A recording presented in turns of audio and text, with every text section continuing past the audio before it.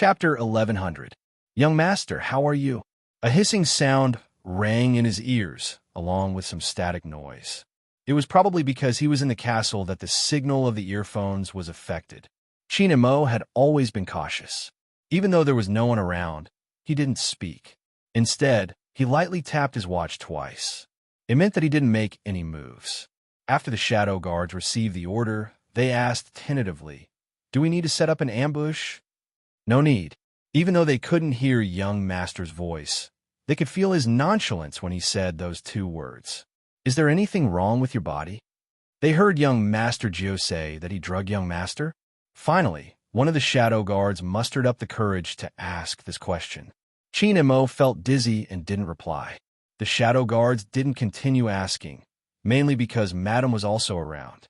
If Madame asked where young master went, how were they going to answer? Forget it, they would wait for Madame to ask this question and then consult young master. The sound from the earphones was gone.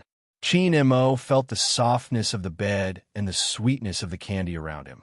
He raised his eyebrows. What kind of kidnapping was this? If he didn't do anything after kidnapping, what kind of kidnapping was this? With this thought, Qin and Mo couldn't resist the sleepiness anymore. This time, he really closed his eyes. The next day, Qin and Mo wasn't in a good mood. Since he was the one who kidnapped him and brought him home, shouldn't he be in front of him? After that guy left last night, it was already 10 o'clock now. He didn't even show his face. What was the meaning of this? Breakfast was delivered by the old butler with the dining cart. Even in front of Qin and Mo, the old butler maintained his ancient elegance and politely treated his guests. He naturally ignored Qin Mo's handcuffed hands. "Sir, do you prefer Chinese food or Western food?" Qin and Mo didn't answer this question. Instead, he said calmly, "It's not appropriate for the master to not show his face." Qin Mo's words made the old butler take another look at him. He raised his eyebrows in surprise. "Sir, you're right, but young master has other things to do. After he's done, he will come and see you." Qin and Mo only said two words to this. The old butler put down the dishes. When he walked downstairs, he glanced at his pocket watch. Young master had already washed the car outside for more than 2 hours. If he continued to wash it, he would have to pay more for the water bill. Xiaohei, the Lamborghini, also sensed its master's abnormality. "Master, you've already cleaned my car mirror 10 times. If you continue, my beautiful skin will break." The curb on the navigation was very obvious. The internet says that it's not good for the car to keep washing it. Boju arched a brow and continued splashing water. "I'm doing this because I love you. Think about it. You haven't bathed for half a year. In human terms, you have to peel off a layer of skin to be clean. Then when master is bathing me, can you please not step on me and stare at the window on the second floor? This is an insult to my high intelligence. You must be thinking about that little vixen," the navigation system said angrily. "Little Blackie, based on your observation of little vixen yesterday, do you think you will forgive me for kidnapping him?" Bojo didn't retort. Instead, she sighed deeply. Her slender body sprawled on the ground. "He won't." The navigation system wavered. "Master, are you crazy? Why would anyone forgive kidnapper? As a qualified smart sports car, I helped master do some research. You should sleep as much as you want when dealing with a kidnapper." Bojo thought about it. She felt guilty. If I sleep with him now, he will definitely stare at me. Sigh, why does the person I like have to be so rich? The almighty and unyielding. The Almighty's dungeon was too difficult. The old butler stood at the door, taking in everything. He was even more certain that the grandson of the infamily didn't fancy his young lord. He really had no taste. The old butler frowned in disapproval. Bojo smiled when she saw him, her eyes brightening. "How is it, Grandfather Butler? Has the Almighty had breakfast? My cooking probably isn't to his liking." The old butler changed his words. Bojo was smart enough to realize that he was comforting her. Her gaze dimmed. The old butler had never seen such a young lord before. He had to find time to ask that man what he liked. What was wrong with his young lord? Even though she felt guilty, she didn't want the Almighty to starve. She took the tray and prepared to head upstairs. At this moment, Bojo was exceptionally polite as she knocked on the door. Qin and Mo lay on the bed, his expression indifferent. Since when did kidnappers become so polite? Bojio's fingers paused. She pushed the door open, her eyes smiling. Brother Mo, change your mood and treat me as a guest. That way, you won't be so angry. Guest. Chinamo tugged on the metal chain, his attitude cold. Using this method? Bojio sat down, her lids lowered. I don't want to either. Brother Mo is too formidable. What if he escapes? I've tried this chain before, it doesn't hurt. Should I give you a good review? Bojio could hear the mockery in his tone. Brother Mo, I know you're angry, but you have to eat. Don't skip your meal, your stomach will hurt. How am I supposed to eat when you're tying me up? Chin Mo replied calmly. Bojio's brain short-circuited. She replied instinctively, that's easy, Sugar Daddy will feed you. She originally thought that the Almighty would glare at her until she turned into a black man. Unexpectedly, the Almighty merely scanned her from head to toe, remaining silent. Bojio grew bolder. It hadn't been easy to get her hands on him. She wanted to make use of the time to do everything she wanted. She held the bowl of pork and century egg congee in her left hand and the spoon in her right. She touched the glossy lips with it. Chin Mo didn't open his mouth at first. Bojio watched him. He wasn't even willing to eat the food she fed him. Since you're the one who tied me up, you have to watch over me, Chin Mo said slowly. Don't tease me just now. Bojio found a good excuse. I was washing my car. Chin Mo smirked. Washing for 3 hours? Bojio. Little Blackie must have been speaking too loudly, and the Almighty must have heard. Bojio had never seen such a cold and violent Almighty before. She couldn't help but feel frustrated. Fortunately, he ate the first mouthful of congee. Bojio was instantly motivated and fed him a second mouthful. Chin Mo opened his mouth and swallowed the congee without a change in expression. He looked at the person who was feeding him with a deep gaze. How could there be such a happy person who allowed her to feed him a bowl of congee? His eyes were still bright, so bright that she wanted to kiss him. On this point, the two of them were of the same mind. But Bojio moved faster. She watched as Chin Mo was quietly being fed by her and was reminded of their childhood. After the last mouthful of porridge was finished, she took the chance to lean over, sweeping her thin lips for a light kiss. But it managed to stop Chin Mo in his tracks. Bojio knew the principle of escaping after a kiss. Otherwise, the Almighty might resist. She was already unhappy. If the Almighty didn't eat the food she fed him, it wouldn't be worth it. Chin Mo arched a brow, looking at a certain someone. Bojio felt guilty again. She put on a serious expression. Brother Mo, there was a grain of rice at the corner of his mouth. Do you think I'll believe you? Chin Mo's tone was indiscernible. Fortunately, it wasn't disgust. Coldness was still acceptable. She didn't dare to imagine being disgusted by this person. Hence, she didn't really meet Chin Mo's gaze. After feeding him, he subconsciously wanted to hide for a while. Chin Mo spoke at this moment. Where do you intend to go? Do you think I don't need to go to the washroom? Bojio paused. The length of the metal chain is just enough to reach the washroom. It won't affect your movements. For a moment, neither of them spoke. Just as Bojio was about to move again, Chin Mo spoke again. Chin Mo's voice rang again. Have you thought about the consequences of locking me up like this? I have. Bojio lowered her head slightly. She knew that she would have to face this question sooner or later. But hearing it personally was a different feeling. Was he really starting to hate her? Chin Mo swept a glance over Bojio. Then he stood up and used his other hand to pull her. He lowered his voice beside her ear. Why did you lock me up after you thought about it? I had to, Bojio replied in a low voice. It wasn't easy to tie it up. The conversation between the two of them was accurately transmitted to the other side. The shadow guards glanced at each other. They were all slightly shocked. They were shocked by their young master's acting skills. Young Master Jiu definitely didn't know how cooperative young master had been when he had tied him up. Now, he was definitely making young Master Jiu feel guilty. The shadow guards wanted to hear the rest of the conversation. Chin Mo seemed to have thought of something. He retracted his hand and slid his fingers over his watch strap. This time, they couldn't hear anything. The shadow guards looked up at the sky. Young Master's tricks were really deep. Bojio was surprised that the Almighty would let her off so easily. She thought that he had grabbed her up to give her a beating. But on second thought, with the Almighty's upbringing, he wouldn't hit a woman no matter how angry he was. I need to take a shower. Chin-mo looked at the youngster's head. Since you call yourself a sugar daddy, don't tell me you don't know how to do such a simple thing? Bojio looked up and blinked. Chin-mo's handsome face was cold. How do I remove my clothes? I'm good at that. Bojio smiled. She looked as though she could take advantage of him again. A hint of a smile flashed past Chin-mo's eyes, but there wasn't a hint of emotion on his face. Instead, his expression turned colder. Oh, I'll help Brother Mo, Bojio said as she unbuttoned his shirt. She smiled faintly. It's a small matter. This time, she was really taking advantage of him and scrupulously. She didn't have to worry about being oppressed by the Almighty. She had to admit that Chin-mo was indeed ridiculously good-looking, especially when he was standing tall with his messy black hair.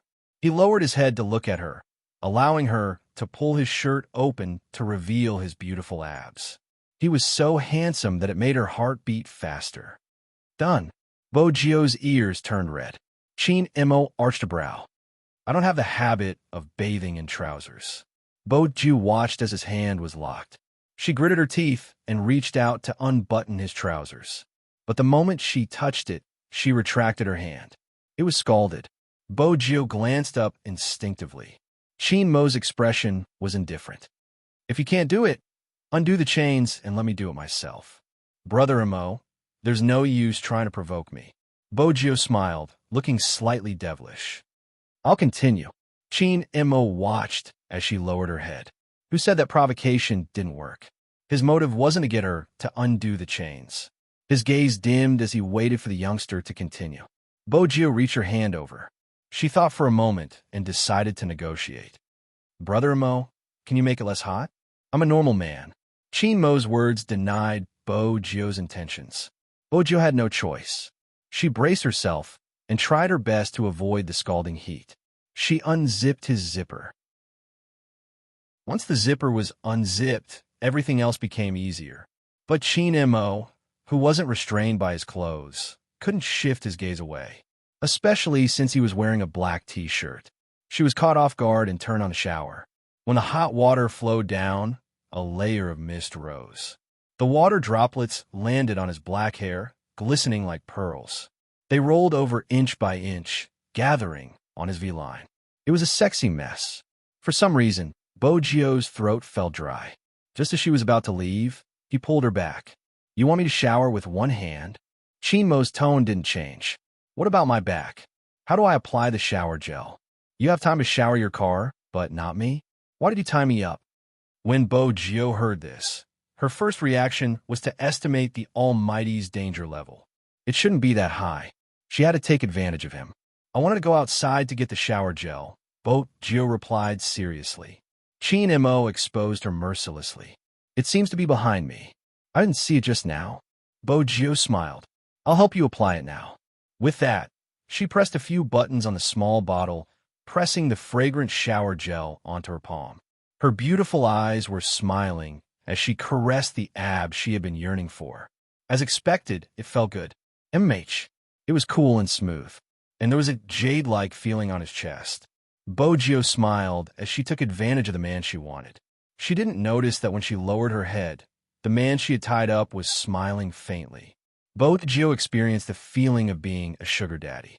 If only the Almighty was willing to do all of this. For instance, he would become her pet again.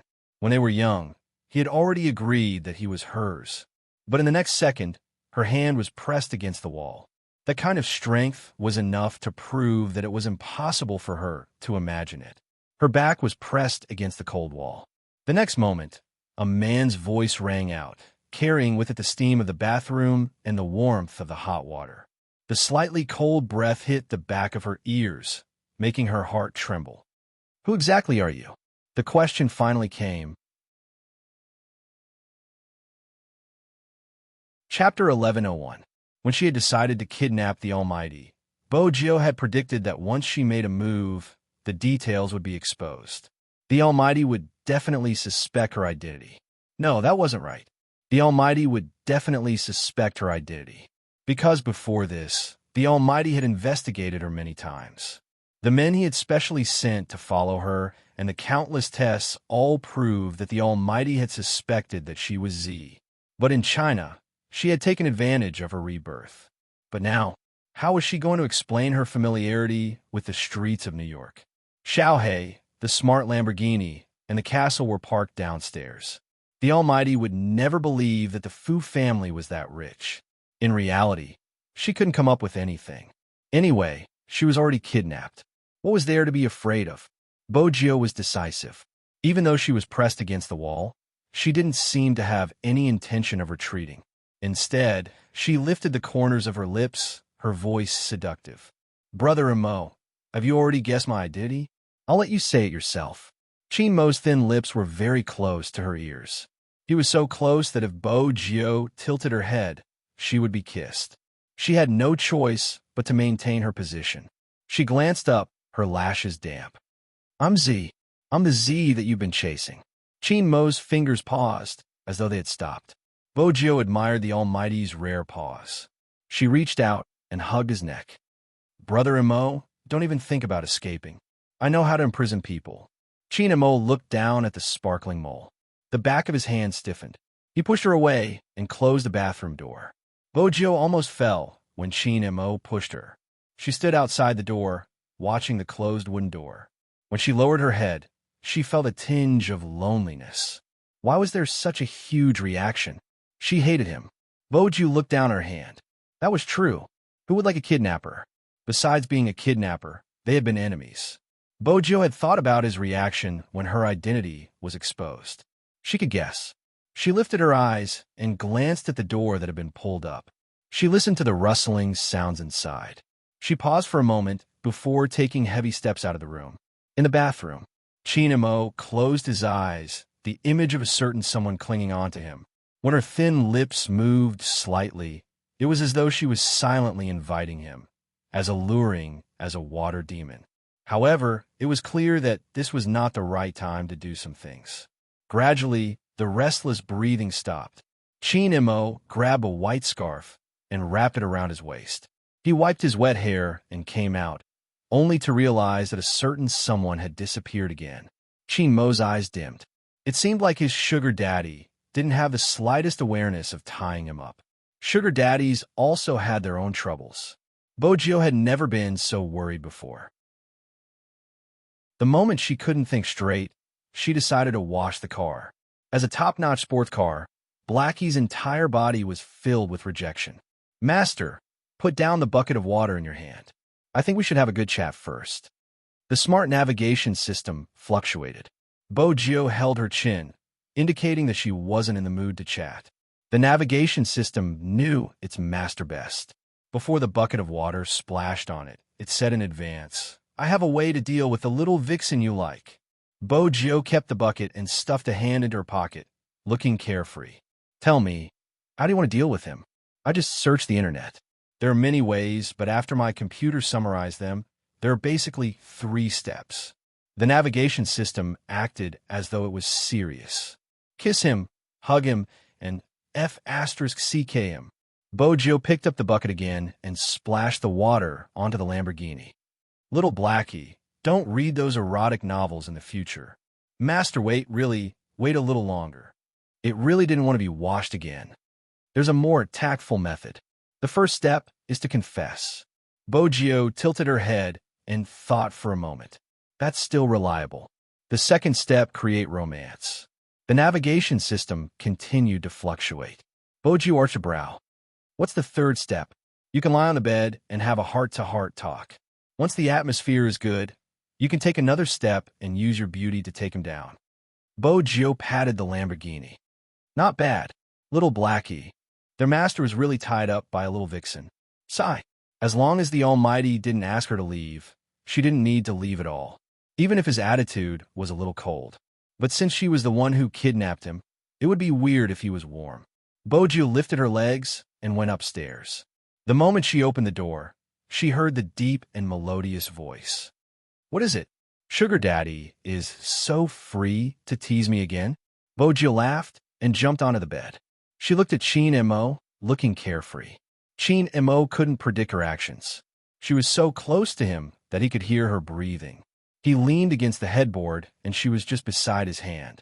If it wasn't for the butler, who always walked back and forth by the door, he would have broken the handcuffs long ago to let her experience the consequences of teasing him.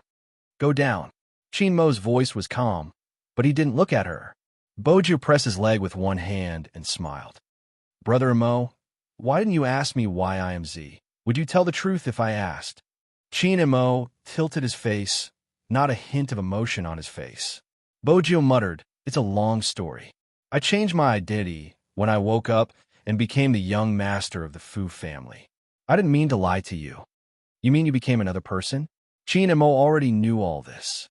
He was just saying this to make the youngster maintain this position for a longer time. Bojo glanced up. I know it's hard to believe, but it's the truth. All right, let's not talk about such an unpleasant topic. Brother Mo, why don't you ask me why I kidnapped you? The old butler was guarding the corner of the wall. When he heard his young lord's words, he thought to himself, why didn't you mention it? It would be weird if they could continue the conversation. As expected, Chin Mo's voice became faint. Why? Because I like you too much. Bojo's eyes lit up, her smile clear. I can't control myself. Chin Mo's heart skipped a beat. She was breaking the rules again. Through Chin Mo's handsome face, Bojo couldn't tell what he was feeling. She took the opportunity when he was in a daze to tilt her head and kiss his slightly cold lips. Bojo wanted to leave after the kiss. If she was pushed away, it would be too awkward. But just as she was about to move back, she heard a clattering sound. It was the sound of metal chains sliding.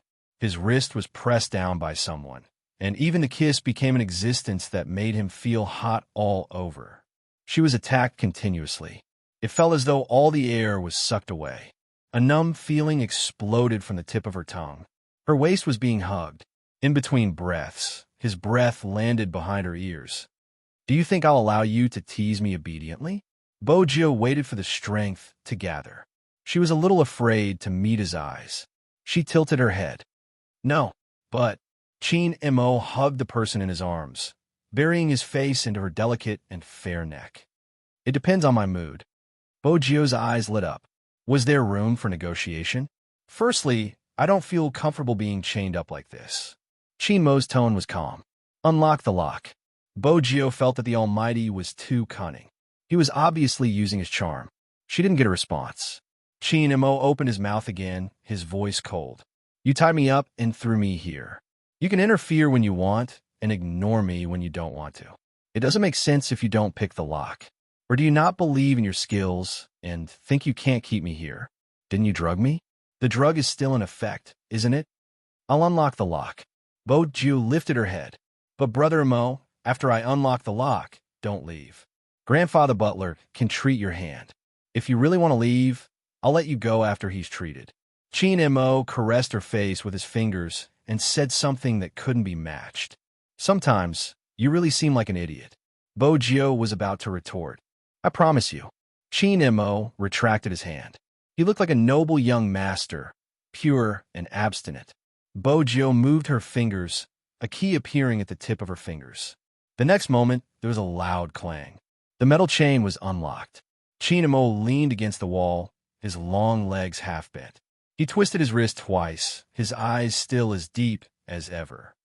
I don't have any energy. Help me up. Bojo was even more certain that the Almighty wasn't that dangerous.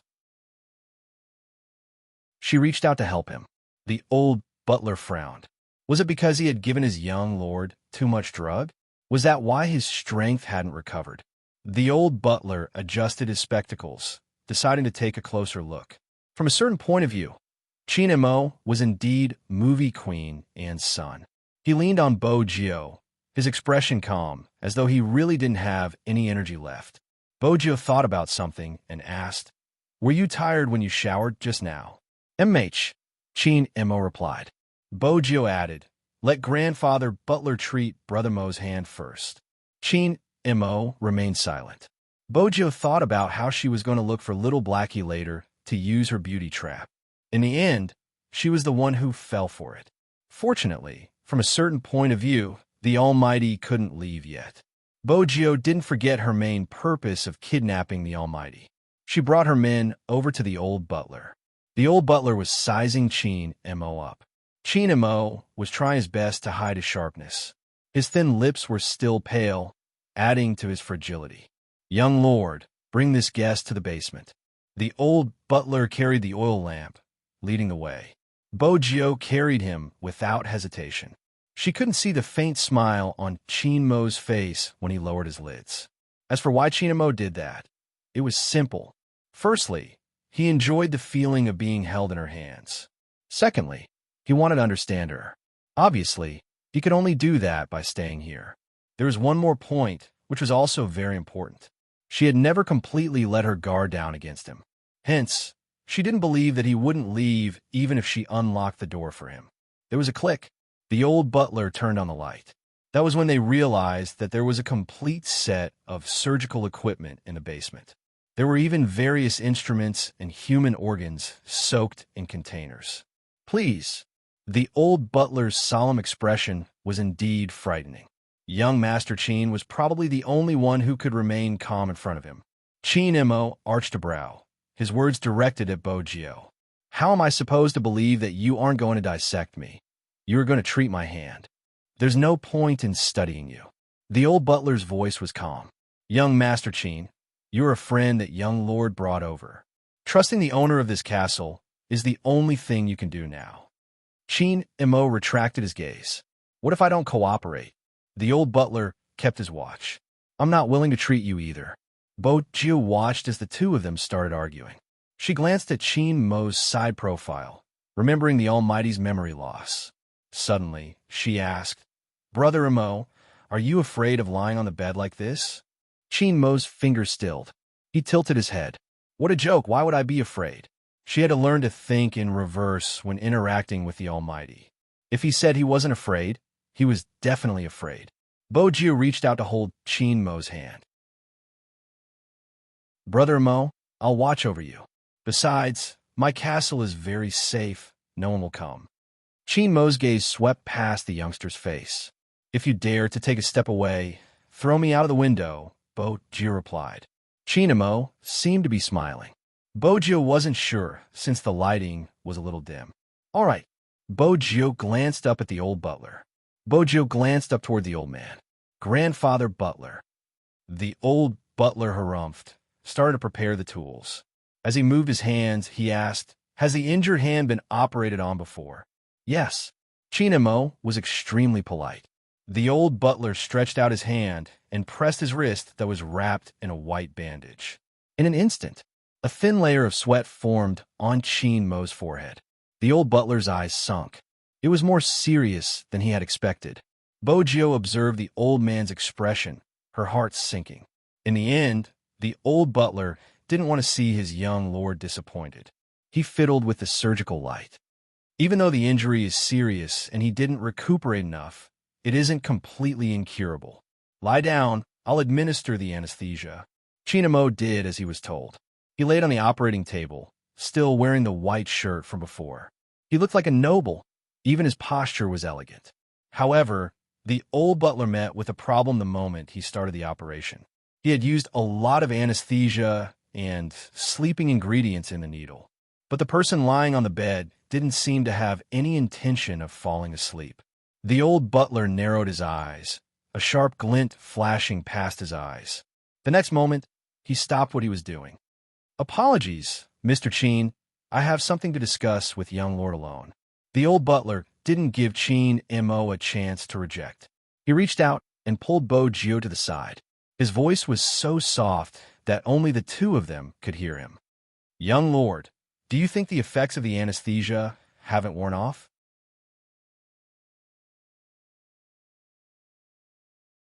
Chapter 11:02. The old butler paused, frowning. Then, "Young lord," he unlocked him. The old butler didn't finish his sentence. Bojio interrupted him. "That isn't important. He will leave sooner or later.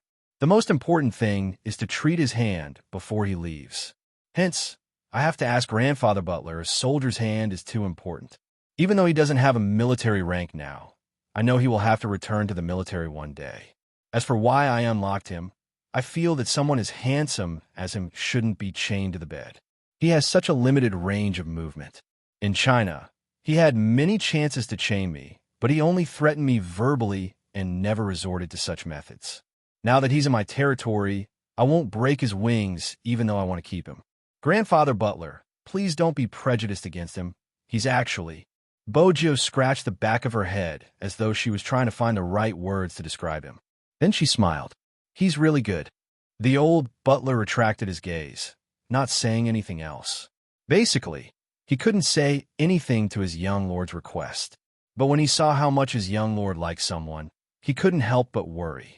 He was really worried that his young lord would get hurt. When he walked towards Chin Mo, the old butler's expression was still stern. He lifted his pocket watch and glanced at it. The operation will take a long time. I have to put you under anesthesia. If you don't sleep, I won't be able to do the operation. Regardless of his past experience or the training he had received, he wouldn't fall asleep easily. Both the old butler and Chin Mo knew that it was a psychological reason. Chin Mo wouldn't let his guard down so easily unless he was seriously injured. Although this sounded a little strange, the problem they faced now was that they had to sleep before the surgery. The old butler assumed that Chin Mo would reject the operation.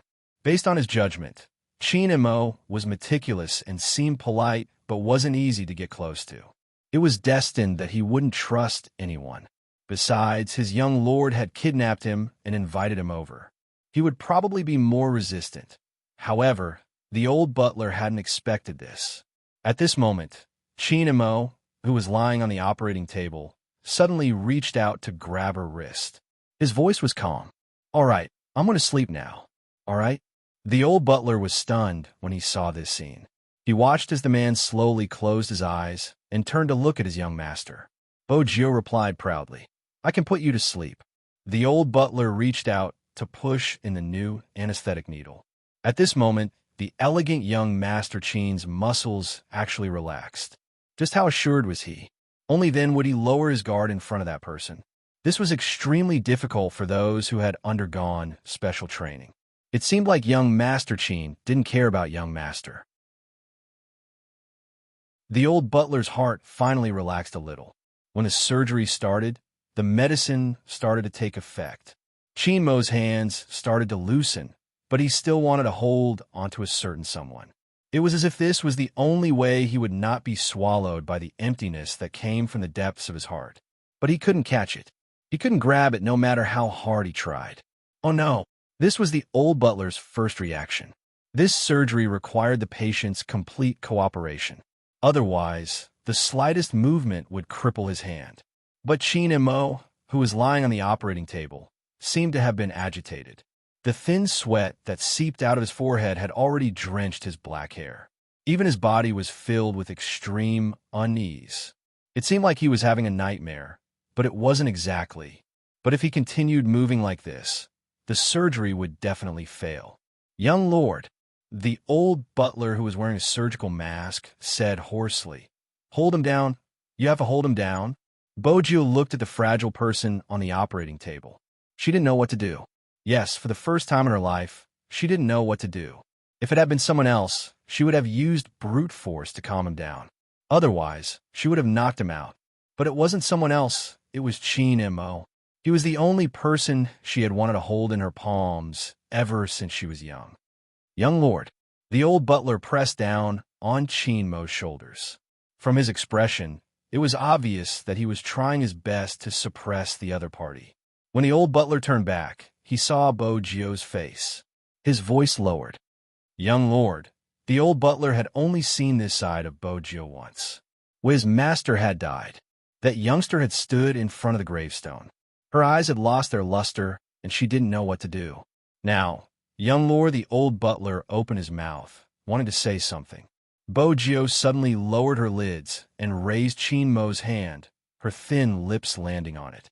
The kiss was so natural. "Brother Mo, I'm here too." The youngster's clear voice echoed in the quiet basement, adding an indescribable warmth. "I'm here too. Regardless of what was in your dream or what you were experiencing, you weren't alone." Chin Mo was indeed dreaming. Once he was in such an environment, he would enter a deep sleep. That kind of dream would come out. It was an endless stretch of water. His entire body was in the water, trying his best to grab hold of the other party. But that person fell deeper and deeper until the darkness engulfed everything. No matter how painful it was, even if it tore his heart apart, it was useless because he couldn't save her anymore until he felt a warmth on his palm. Only then did Chin Mo stop moving. He opened his hand and finally grasped something. It wasn't cold water anymore. It was a person's body temperature. That kind of body temperature always made him feel comfortable. It was so comfortable that for a period of time, when he woke up, he felt as though he was hugging a little son. Suddenly, the dream changed. Chin Mo frowned. Chin Mo frowned because he had never dreamed of such a dream before. A little girl with soft black hair was hugging him. She was wearing tiger pajamas and had a pair of furry ears. He couldn't see her face clearly, but he could vaguely feel that she was cute. Her face was rubbing against his shoulder as though she hadn't woken up. Her voice was warm, like a little kitten with a nice milky scent on her body. Her entire body was soft, and her words were like a fox's. "I'll sleep a little more, just a little more. Since I've hugged you to sleep so many times, it doesn't matter if I do it once more. At most, I'll let you hum me to sleep." Chin Mo's deep eyes weren't completely focused on the little girl. He could clearly feel that in this dream, his hands and body had become smaller. It was as though he had returned to when he was 4 or 5 years old.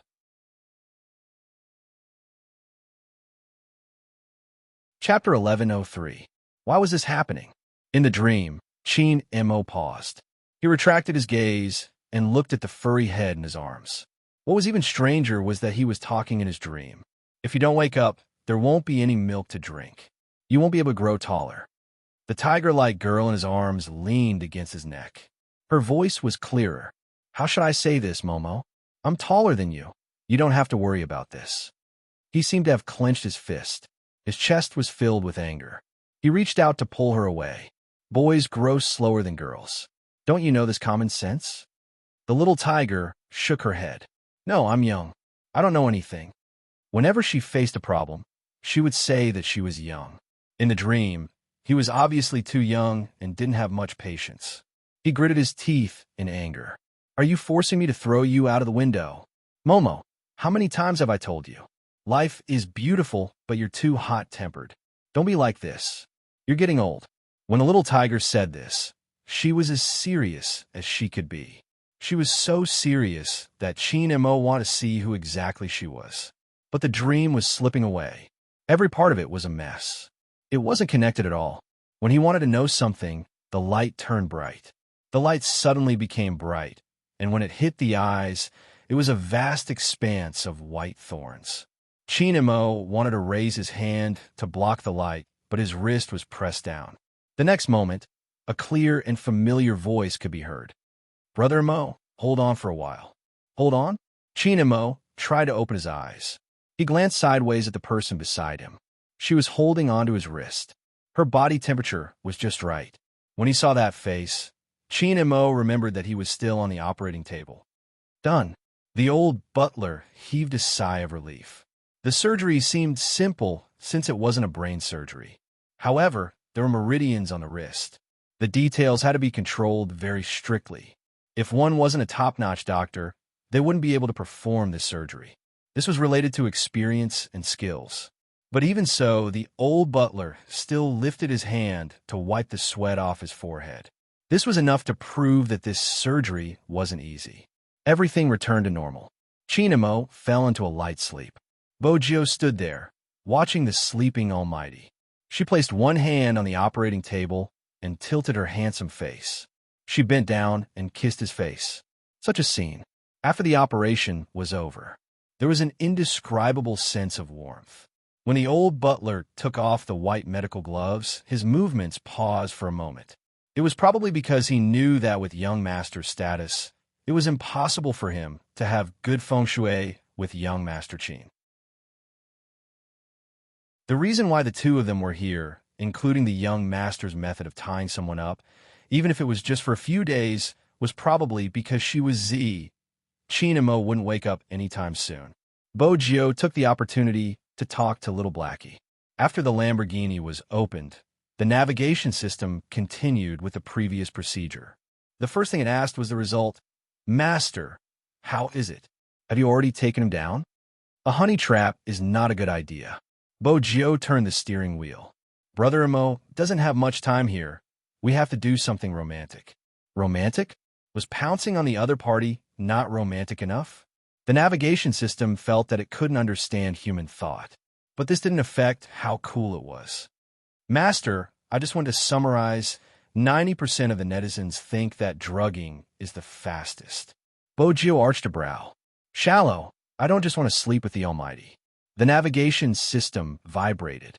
Master, forgive me for being direct, but when I mentioned drugging, the seat detected that your heart was beating twice as fast as before, which means that you're tempted by my suggestion. Little Blackie. Bojio moved her fingers and was about to turn off the navigation system. The navigation system shouted, Master, there was an error in my procedure just now. I suspect that someone planted a virus in my body. If not, why would I say such an error? Good. Bojio held onto the steering wheel and made a turn, heading towards the long bridge. This was the direction towards Fifth Avenue. A few black men who were scribbling on a certain street kept their things when they saw the car. They were on high alert as though they were guarding against thieves. Bojio intentionally lowered the car window to greet them. It was obvious that the black men didn't appreciate this. They didn't dare to leave even if they wanted to. F***CK. Come, I have a cigarette. Bojio opened the car door and walked out, placing her arm lazily on one of the black men's shoulders. Are we brothers? The black man. Who's your brother? How about this? I'll ask for some information and we'll calculate it according to the price in your industry. Bojio passed him a cigarette. The black man accepted it since no one would say no to money. It's on the street next door, the place where the movie is being filmed. Did anything happen? Bojio tied him up, of course. She was most concerned about movie queen Anne's reaction. Did the police receive any missing person reports recently? The black man stretched his hand out, 5 fingers full. Bojio pressed his hand, allowing him to retract 1 finger. This is the price in the industry. If there's anything more valuable, increase the price. Didn't you just say that we are brothers? The black man couldn't help but retaliate. Bojio looked at him and smiled. There's a saying in China, even blood brothers should settle their debts clearly. With that, she took out a few foreign currency notes and stuffed them into the black man's shirt pocket. Tell me about your information. Everything about the movie is normal. The police are not looking for anyone, but there's a case that is quite strange. After the black guy finished speaking, he waited for the person to ask him. Generally, if the other party took the initiative to ask, the price would definitely rise. Unexpectedly, the youngster arched a brow. Oh, I'm not interested. The black man. F***CK. That's not how my script is supposed to be. Hey, brother, wait a minute. The black man saw that Bojio was about to leave, reaching out and grabbing onto the youngster's wrist. Wait a minute, this information is really worth it. We could discuss the price. Bojio paused, stretching out 2 fingers. The black man gritted his teeth, bending the youngster's fingers, adding 1 more. This price, I can't go any lower. All right. Bojio stuffed 1 hand into her pocket. What's strange about the case? The black man glanced around. This is insider information. I'm not sure if you've heard of these words. Bojio tilted her head, lighting a cigarette, signaling for him to continue. The maiden's sacrifice, the black man said. Bojio narrowed her eyes. Tell me about it. The police aren't sure yet, but the people in the underworld are saying that the other party knows hypnosis. It's for the sake of the sacrifice. Bojio listened to the black man's endless supply of information, her hand in her pocket tightening.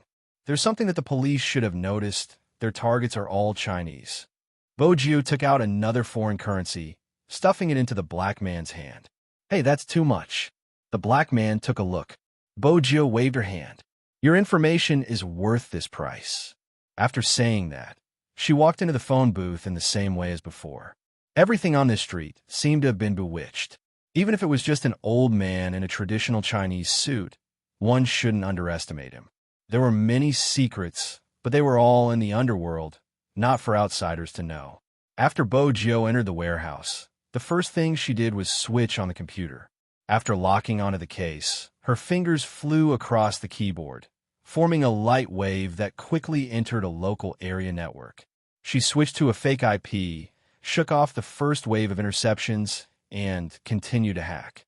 But Bojo hadn't expected the case's encryption level to be so high. S-grade. It seemed like they were afraid of causing panic. Bojo paused for a moment, her handsome face tilted slightly.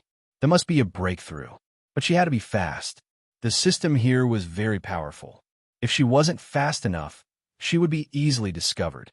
Fortunately, this was Fifth Avenue. The equipment Bojo used was the most advanced. If it was a normal laptop, it wouldn't be able to keep up. Found it.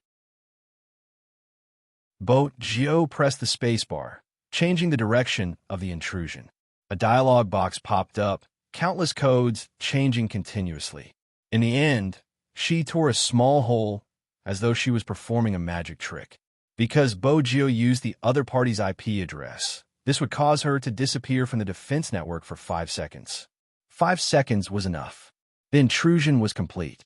After obtaining the information, she was thinking of a way to leave.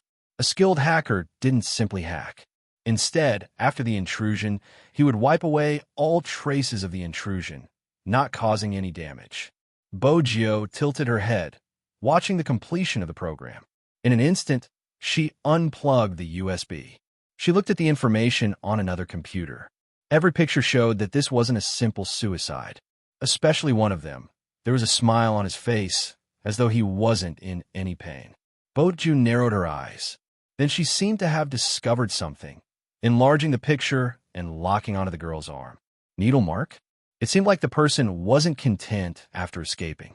Bojo kept the USB, glancing at the time. The information had to wait until she returned. It wasn't a suitable time to sneak into the police station. Besides, she should show these things to the Almighty. She should be able to get more clues. Bojo was clear that even if she had kidnapped him, the Almighty wouldn't reject anything related to his safety. She could make the way she received the information more romantic. Bojo glanced up, her gaze landing on the row of drones on the second floor. Dusk started to fall. Dusk in the suburbs was always exceptionally beautiful. The European-style castle was surrounded by roses, blooming with an enchanting fragrance. When Shinamo opened his eyes, the first thing he smelled was the fragrance of black tea. His entire arm was secured by bandages. There wasn't a single gap. Other than that, there shouldn't be anything else inside. Shinamo felt a slight numbness in his fingers. Everything else was normal. But was it a habit for a certain someone to leave him alone on the bed?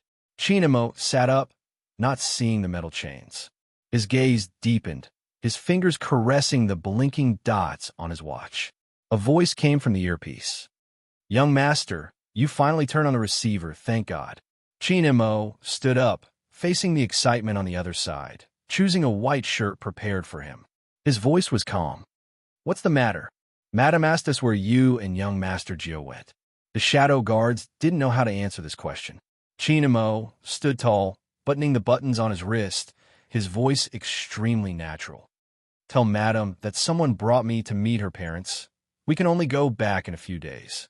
The shadow guards. Meet her parents? Only their young master could describe a kidnapping in such a fresh and refined way. They facepalmed. Shinamo looked up at the mirror and adjusted his collar. "Also, don't disturb me."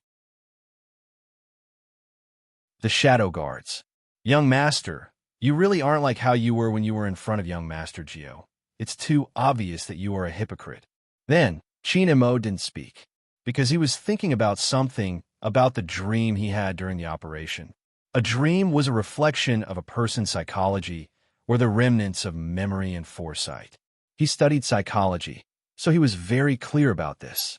But Shinamo didn't understand why he had such a dream, because when he was young, he didn't know anyone, let alone hugging a little girl to sleep. If it was someone else, they would definitely think that it was a dream. But Shinamo was different. In the dream, he didn't see the little girl's face. This became an unsolvable mystery. Who exactly was she? Maybe he should find time to investigate himself. After all, Cheen Mo's eyes deepened. Just as he was about to speak, at this moment, suddenly, a voice came from outside the window. It was clear and pleasant. Brother Imo, Brother Imo. It was that fellow. Cheen Imo raised a brow. Both Geo stood outside, her hands pressing on something, her voice unusually loud. Brother Imo, walk to the window. I'll show you something fun. That voice was indeed louder. Moreover, Cheen Mo's receiver wasn't switched off. Even the shadow guards heard this sentence. They looked at each other curiously.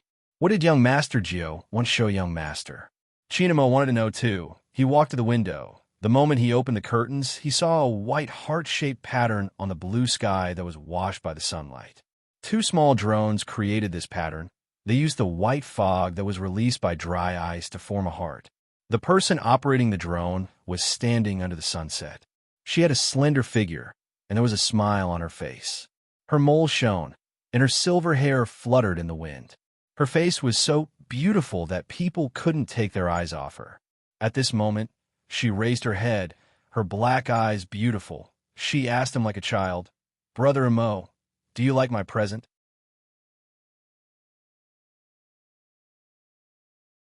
Chapter 1104. The white gas formed a heart in the air, looking like a marshmallow. The lingering scent of dusk and the white clouds in the blue sky. Everything was different because of someone's existence. At that moment, even the air was filled with a slight sweetness. Cheen Imo could feel his heartbeat. If it wasn't for the restricted conditions, he would probably have hugged the only person who could disturb him. That was the only way to calm the restlessness in his blood. Fortunately, one of them was upstairs while the other was downstairs, so he hadn't lost his mind. Just looking at that face, his gaze couldn't help turning gentle. Cheen Imo didn't even notice this. On the other hand, the shadows who had heard the commotion asked, Young Master, what happened? That should be young Master Joe's voice, right? But it was a little blurry. They couldn't hear it clearly. Cheen Imo didn't retract his gaze. He stood by the window with one hand in his pocket. His voice was calm. Nothing much. Someone just confessed to me. The shadow guards. Wait a minute. The person who confessed was young Master Joe? They had wanted to ask more questions. Unexpectedly, the usually aloof young master opened his mouth again at this moment. If you really want me to describe what kind of confession scene it was, I can also tell you. A certain someone got two drones from God knows where and was controlling them remotely. He used the exhaust to draw a heart in the sky for me. The shadows. Young Master, when you say these words, can you not smile? Of course, you are still single, so you probably won't be able to enjoy such treatment. Cheen Mo's voice was calm, as usual, but the shadow guards could still hear the boastful tone in his voice. Cheen Imo glanced downstairs. All right, I have to go down to receive the gifts. If not, a certain someone might cry. The shadow guards. Why did they have to communicate with their young master about the kidnapping? Ever since their young master had been kidnapped, there hadn't been a day when they weren't showing off their love. In the courtyard, Bo Gio kept the remote control. She was still a little shy and nervous. After all, she had never confessed like this before. She felt that it was rather romantic, but she didn't know what the Almighty was thinking. But there was one thing. With Bo Gio's confession, the few kids who had wanted to get close to the castle but didn't dare to, all ran over. Their snow-white skin, blue eyes, and soft golden short hair made them look like little angels. Their cheeks were all pink. One of the boys was still wearing a small shirt and pants. He was looking at the drone in the sky. There were 3 other children beside him. They were all American natives. They were around 4 years old and looked very pretty. They could not help but exclaim, "Wow!" Row after row of them stood there. The amazement on their faces was obvious. Big Brother. The youngest girl tugged at the sleeves of the little boy. She was probably only 3 years old and spoke in English. She raised her hand and pointed. Beautiful. The little boy lowered his head and helped her wipe the corner of her mouth that had just finished eating the cream cake. Then he said, "When you grow up, I'll give you this for your birthday." Okay. When the little girl nodded her head, she was so cute that she almost melted. The main reason was that the boy was always on guard, telling her not to get too close to the castle. This scene reminded her of her childhood. At that time, the Almighty had been like this too. He had given her everything he could, but from the start, she had really treated the Almighty as a little girl. Boju arched a brow. Fortunately, the Almighty had forgotten about it. Otherwise, with his personality, he would definitely bring up the past. With that thought, Bojo smiled and walked out of the castle. When the little kids saw Bojo coming out, they panicked. All of them were a little panicked, and they started to speak in English. God, did you see that person's eyes? They are black. She definitely knows magic. We will be cursed like the dwarves in Snow White. What should we do? The little girl turned and asked, Big brother, what should we do? The 4-year-old boy was nervous as well, but he still had to protect Bojo. He moved forward and watched her approach cautiously. He didn't forget to explain, Asians have black eyes. Don't you guys watch TV? Bojo smiled. Oh, that's right. Children immersed in the world of magic couldn't understand sometimes. It was probably because they were already prepared for this place. For example, they had heard stories about vampires coming out to bite them if they didn't listen. Hence, as Bojo approached, they were still afraid. They even wanted to turn and run, but both of their legs seemed to be nailed to the ground. That person was already very close to them. Big brother, will he eat us? The little girl gripped her sleeves tighter when she saw Bojo walking towards them. The little boy blocked her and took a step back. He was about to tell the person in front of him to leave. The person bent over and handed him a drone with a faint smile. This is for you. You don't have to wait for you to grow up. You can give this to the little kid behind you now. The little boy didn't accept it since his family had told him not to accept things with unknown origins. Bojo found it interesting. He was just like the Almighty when he was young, always rational. It seems like you were worried. How about this? I'll leave it here and you can play with it. I'll be heading back for dinner. Bojo placed the drone on the ground and turned to head back to the castle. The little boy turned back to look at the little girl's eyes. He knew that she wanted to play. He lowered his head to make sure there wasn't any danger. Then he looked up and shouted at the slender back view, Thank you. The old butler watched from inside the castle. He was envious. In this aspect, his young lord seemed to have a natural affinity. Unlike him, the children didn't want the candy he gave them. Even so, the old butler wouldn't let others see his loneliness. He raised his hand to look at his pocket watch. After seeing his young lord's rare confession, it was time for him to prepare dinner. Come to think of it, it wasn't bad for young Master Qin to stay here. Compared to the past, his young lord was rarely so energetic. She was smiling every day. It wasn't like the past. Even her smile wasn't so bright. She did everything alone. Other than him, there wasn't anyone else accompanying his young lord. Now that the old butler was getting on in years, sometimes he would wonder what his young lord would do if he wasn't around anymore. In this huge castle, his young lord would really be the only one left. His young lord might seem approachable, but in reality, it wasn't easy to get close. This was probably the trait of the Asians. Fortunately, his young lord had someone she wanted. Even though the old butler knew that this person's identity wasn't suitable for her, money couldn't buy his young lord's love. The old butler smiled. If that was the case, he should find some time to invest in the family. He had to admit that the old butler was definitely close. His way of thinking wasn't too far off. On the other side, when Qin and Mo walked down, Bojo had just finished sending the drone into the courtyard. Qin and Mo stuffed a hand into his pocket, his gaze deepening as he looked at her. You're giving a gift to someone else? I don't understand your sincerity at all. Bojo paused. The one for Brother Mo is in the sky. The drone is also a part of the gift. Was Qin and Mo that childish? If it was up to him, why would he give something to someone else? Bojo caressed the bridge of her nose. She didn't reply. She hadn't expected the Almighty to be so obsessed with the drone. Qin and Mo tilted his head. His face was still good-looking. Besides, you gave it to a kid. Will he know how to play with it? Bojo smiled. Brother Mo, I only gave one drone. I still have another one.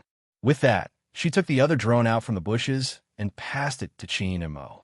At this moment, the communication device was still switched on. The shadow guards only had one thought after listening to the entire process. Their young master was so petty that he was even jealous of a kid. How scary. But Qin and Mo had his own thoughts. He caressed the wings of the drone with his fingers and lifted the corner of his mouth. Bogio glanced at his handsome face and muttered softly, "He really looks like him." She didn't expect the Almighty to hear her. Chin-mo turned, his voice calm.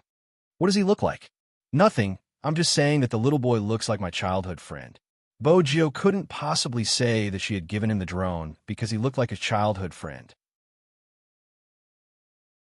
That was the perfect explanation for Bogio. Unexpectedly, Chin-mo laughed coldly. "Is that so?" Bogio couldn't tell if the Almighty was happy or unhappy. "Hadn't he laughed just now? Why did it seem like—" "Which type do you like?" Chin-mo asked again, his tone not casual. "For example, those who act mature at the age of 4 or 5. Bogio paused. How was she going to answer this question? From a psychological point of view, this type of boy is very shrewd. Chin-mo arched a brow. "You're so dumb. You definitely can't tell how good your little friend is." Bogio didn't reply because it was hard for her to hold back her laughter. After all, it was really interesting to hear the Almighty ridiculing himself. "What else? What's so bad about this type of boy?" Bogio cleared her throat and asked seriously. Chin-mo stood there, his tone calm. "There are many, but you don't have to understand so much. I'm the one you should understand." With that, Chin-mo walked into the castle. Bogio paused for a second. Thinking about his words. Once she tasted sweetness in her mouth, she walked to the Lamborghini and started the engine. She lowered her voice. "Little Blackie, I think my confession seems to have worked. If it doesn't have any effect, I'm starting to suspect that the person you like is gay." The navigation system fluctuated. "But, Master, is it really appropriate to use this method of chasing girls on a boy?" Bogio lifted her lips. "Why not? I'm going to continue understanding my little secretary. You're in charge of searching for information. I'll do some research later." "What information?" The navigation system didn't understand. Didn't Master always think that the information it found was too simple and crude? Bogio smiled. "Of course it's to find out which type is good and doesn't have any side effects. Also, it allows me to do whatever I want. And mate, that's about it." The navigation system. Who was the one who said that her goal wasn't to sleep with others? "Master, you're so shameless that even I'm scared." "Why? Are you stunned by my handsomeness?" Bogio watched as the navigation system fluctuated. She patted the Lamborghini. "Calm down, do a good job." The navigation system was cold. "Isn't it just sleeping with someone? It's simple." Chin-mo entered the hall. He didn't know how someone was thinking about sleeping with him. There were some things he told himself not to care about, but he couldn't help thinking about. Why was she able to have absolute trust in that person? She couldn't do it in front of him. Childhood sweetheart, these 4 words. In the past, he didn't think much of it. But now it was an eyesore. Even the restlessness from receiving the gift was suppressed. After all, he was a kidnapped person. There were some things he had to pay attention to. After Chin-mo thought it through, he sat on the wooden chair beside the dining table. He was indeed under house arrest. He didn't have a phone or any other means of communication. There didn't seem to be anything in this castle. Besides the Lamborghini that only Bogio could drive, there weren't any other means of transportation. This place could be considered isolated from the rest of the world. That fellow had been living here all along? Chin-mo stood up and walked to the bookshelf. Indeed, it was different from when he was at the Fu family's house. There weren't books like Overbearing CEO Falls in Love with Me. Instead, there were books about computers and medicine. Of course, there were also some foreign classics. There was a complete set of the Sherlock Holmes series and more detective reasoning books. Chin-mo understood that a person's anti-reconnaissance ability had to go through later stages of training. Now, he also understood why the police couldn't do anything to Z. Because when your opponent knew you better than you definitely wouldn't be able to catch her. Chin-mo's gaze swept across the books. He flipped open one of them. After reading 2 pages, he put it down. The fastest way to understand a person was to see what kind of books this person read and what kind of people he interacted with. Z never interacted with anyone. When he came here, Chin-mo realized that there was only the old butler. Moreover, judging from the old butler's surgical technique, he was meticulous and had a strong sense of observation. When Chin-mo did things, he had always been thorough. He was also calculating the time, so that no one would discover his current actions. But when Qin Mo flipped to the third book, his gaze paused. He completely forgot about the time, because he saw a photo. It was placed on the bookshelf. It was an old photo.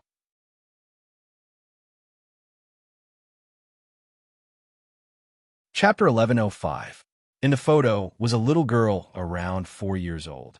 She had soft black hair, clear eyes, and a face that looked like it wanted to be pinched. From the bridge of her nose to her mouth, she was delicate and pleasing to the eye. She also had a naive look. Logically speaking, with such looks, she should be very obedient. However, her movements looked like she was climbing a wall.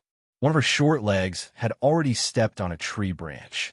It was a little like a little tyrant had run out, full of arrogance and domineeringness. That posture really made it seem like no one could stop her pace. The photo was probably taken secretly.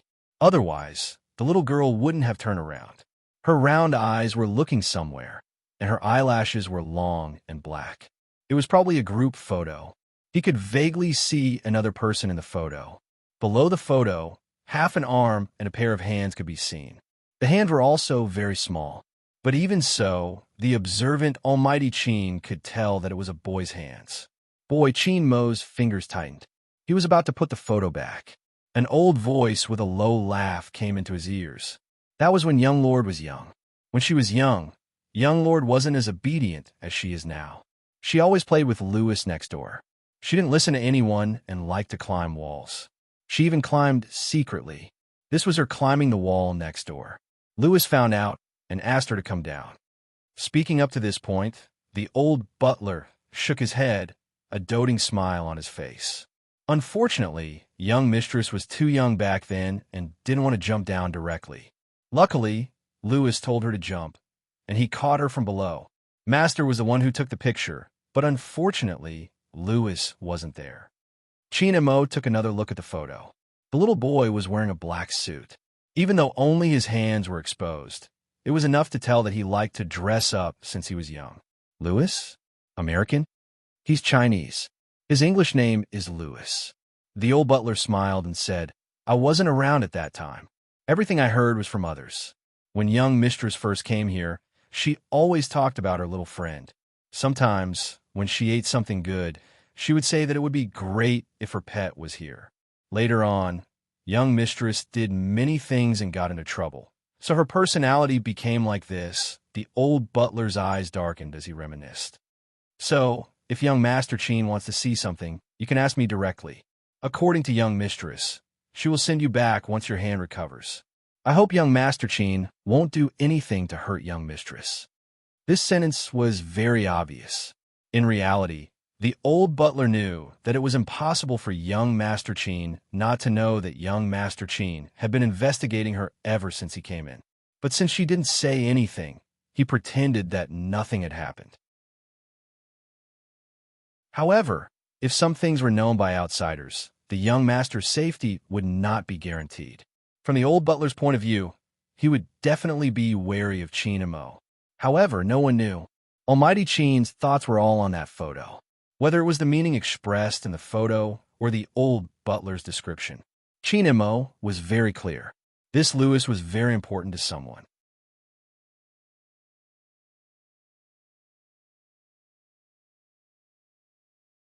Chapter 1106. That was why that person had stopped after watching Hoshino's competition video. Every time that person glanced up at Hoshino, there was a strong sense of connection. He told himself not to be bothered, but it felt as though there was a huge rock pressing down on his chest. Even lifting his hand to place the photo back in its original position would affect his heart. It was as though he had returned to that day. When they had sparred at the plaza, a BMW Tomahawk had appeared and taken her away. That trust and cooperation. He had thought that it was only between them. But now, there was a person who appeared in her life one step earlier than him. It was a reality that couldn't be changed. It seemed as though there was nothing he could do. Qin Mo returned to his original position. His side profile didn't look the slightest bit emotional, noble, and handsome. Even the curve of his chin was perfect. Qin Mo knew that this elder was giving him a warning, even though he knew it wasn't possible. But he would still think about it. If only he had been the first person to appear in her life. If only he had been the one to carry her down from the wall in the photo. Qin Mo, who had always been known for his rationality, had actually used the word if. The last ray of light disappeared. Before dinner started, candles were lit on the dining table. The silver cutlery was placed on the table, reflecting the gentle light. Bojio felt that this was the first time she was hosting the Almighty at home. Romance couldn't be lacking. Since there weren't any roses, she had plucked a lot of wild roses from outside. Chinamo glanced at her, but didn't say a word. Bojio sat down, arching a brow. What was wrong with that? She turned back to look at Grandfather Butler, who had a faint smile on his face. She glanced up, sweeping a glance at the bookshelf. She had a rough idea of what had happened.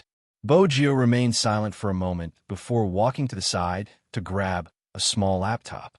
She inserted the USB drive and opened one of the documents. Then she turned the screen. This is the recent case on Fifth Avenue. The police aren't able to find any leads since they don't have any tools. Especially the last person. He seemed to be lying in the bathtub, drowning if he didn't come out. At first, I suspected it was deep hypnosis, but then I saw this. Bojio changed the photo. Needle, these are probably drug addicts. Qin Mo looked up at the youngster in front of him. Bojio chuckled. I know Brother Mo doesn't wish to speak to me now, since my identity is known and I even kidnapped you. But I don't wish to see the maiden's sacrifice happen, and neither does Brother Mo regarding this matter. I can provide you with some information. Besides, I need your analysis. What kind of person do you think the culprit is? Qin Mo replied, It doesn't matter who the culprit is. What's important is that the culprit will do it again. We have to find the similarity between these few people to deduce the next culprit. Common point? They're all Chinese. Bojio couldn't see anything from the photos. I'll check later. MH, Qin Mo replied absent-mindedly, swirling the wine glass in his hand. Even his voice sounded faint.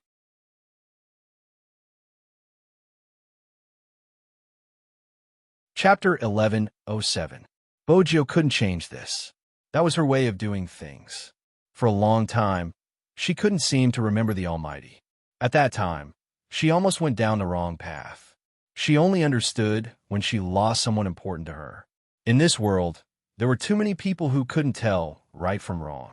They couldn't stand the fact that a person was serious and allowed the criminal to commit the crime again. They didn't care who was hurt because they weren't the one being hurt. They didn't understand the torment of saying it, but not saying it out loud. They didn't understand what it felt like to be trampled on after being hurt. When a person did something wrong, no matter how big the matter was, as long as they showed weakness, they would be comforted. That shouldn't be the case. Who was the real weak one? They were the ones who were persecuted and couldn't explain themselves. Many people couldn't afford to be tormented, but they did it regardless of the cost. They wanted fairness. Many accomplices trampled on this fairness, making it impossible for it to raise its head. Even though there was the law, it wasn't the strongest weapon. Hence, she chose to use this method to expose some things. At the very least, when a girl was bullied, she would have the courage to say no. That way, the person who liked to lie on her back wouldn't leave just like that. At the very least, after a mother defended her daughter's rights, she would receive the compensation she deserved. She wouldn't have to go through so many trials and only receive malice.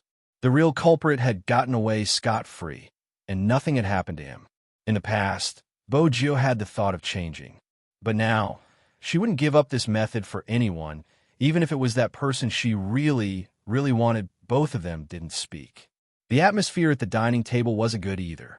No matter how beautiful the roses were, it didn't ease the tension between them. Even in the castle, there was silence. The old butler stood at the side, wearing white gloves. He wiped the transparent wine glass, his eyes half-lidded. Then he walked over with a bottle of red wine, his voice old but natural. Young Master Qin is very interested in your childhood. Young lord, maybe you can have a chat. Qin Mo frowned, not saying a word. Bojio glanced up. Childhood, yes. The old butler said in English. Young Master Qin looked at the photo on the bookshelf for a long time. You can tell young Master Qin about you and Louis. Bojio coughed lightly before replying. Nothing much. Young master, are you shy? The old steward pushed up his glasses and observed the expressionless young master of the Qin family, whose hand paused in picking up the wine glass. He continued, then I'll go get the diary you wrote back then. It'll be more convenient than what you're saying now. Bo-Gio, what happened to Grandpa Butler? He seemed to always mention her childhood. However, if the Almighty really saw the diary, would he remember something? The old butler was a man of action. After a short while, he brought over an aged book and passed it to Chinmo. Young Master Qin, you must be curious about our young lord.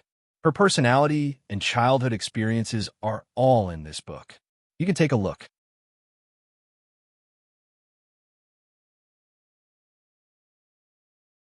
Chapter 1108. But right now, he didn't want to see how close she had been to her childhood sweetheart. He had always been polite, even when it came to rejecting someone. I'm not interested. With that, he wiped his mouth with a napkin and stood up. Also, thank you for your hospitality today. I'm full. I'll be heading upstairs. Bo-Gio glanced over at the plate with the broccoli on it and the empty wine glass. How could he be full after just one bite? The old butler chuckled. I won't force young Master Qin, please. Bo-Gio watched the scene, feeling as though there was a deeper meaning behind Grandfather Butler's smile. She didn't stay idle. She couldn't let the Almighty leave just like that. She had to continue attacking. Otherwise, her romantic confession would be a waste of time. Bo-Gio arched a brow, placing the wine glass and steak on the table. She smiled. I'm going to eat in the bedroom. The old butler wasn't going to interfere, but there was one thing he could remind her. Young lord, a girl shouldn't be too proactive. All right. Bo-Gio took a moment before adding, but I have to feed the Almighty something. I'll come down after he finishes this plate. The old housekeeper finally understood what it felt like to raise a child for someone else after taking care of him for the day. He let out a long sigh. Young lord, you don't have to feel guilty towards young Master Qin since you will let him go. It's not just about the kidnapping. Bo-Gio chuckled, carrying the plate upstairs. She didn't tell Grandfather Butler that she had been the one who owed him from the start. When she had been young, her father hadn't been around, and she had been allowed to play by herself. Basically, he had been the one to raise her. He knew that she liked to eat and would always carry snacks in his pocket.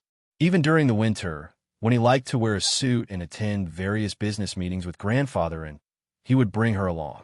When he didn't bring her along, he must have been angry because she had run out to play with others and dirtied her hands.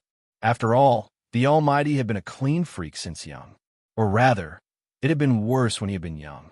That day, he didn't take her out, and she wanted to sleep in his bed, so she climbed the wall.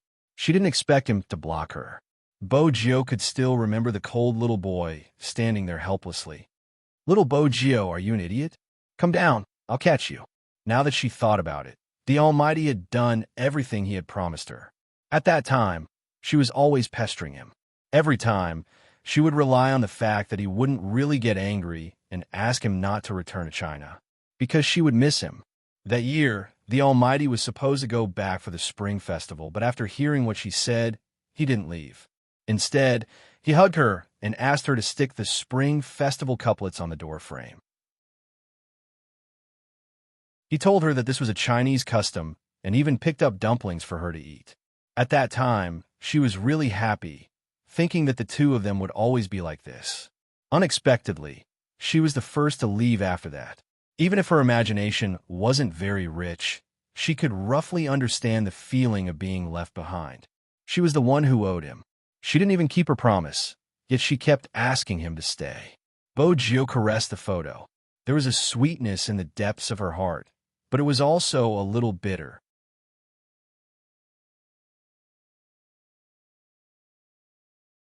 Chapter 1109. Inside the room, Chinmo stood by the window, unbuttoning his shirt with one hand. His gaze was deep.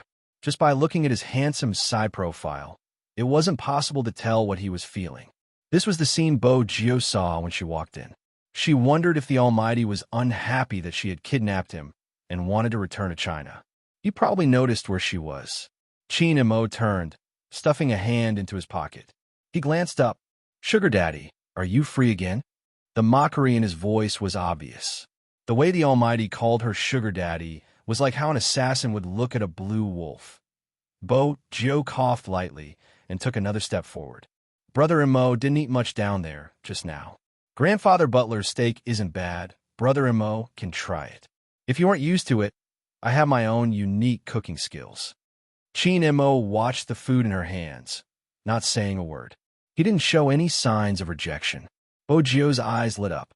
She understood Chin and Mo.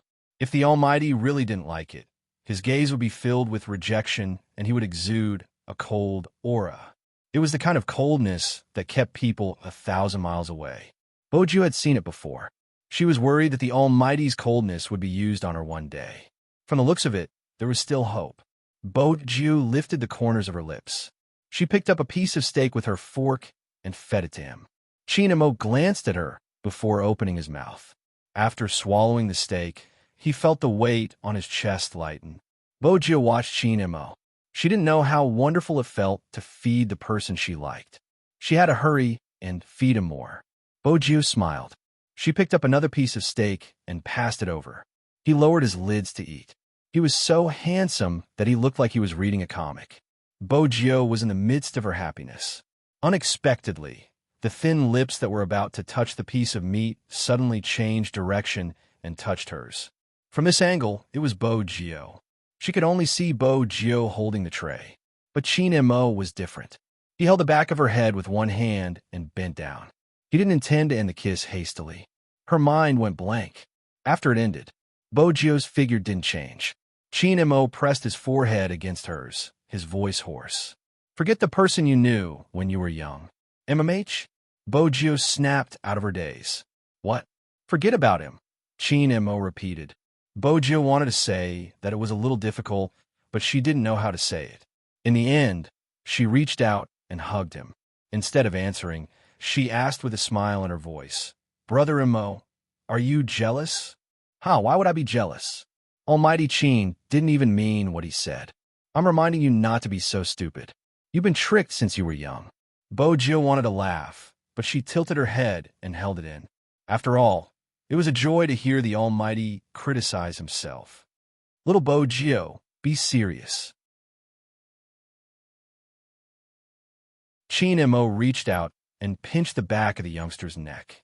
He seemed to be very unhappy that she was still playing along when he was so serious. Jio glanced up sharply. What did you just call me? Little Jio. Chin Mo's voice was calm. Isn't your surname Bo? Yes, my surname is Bo, Jio repeated.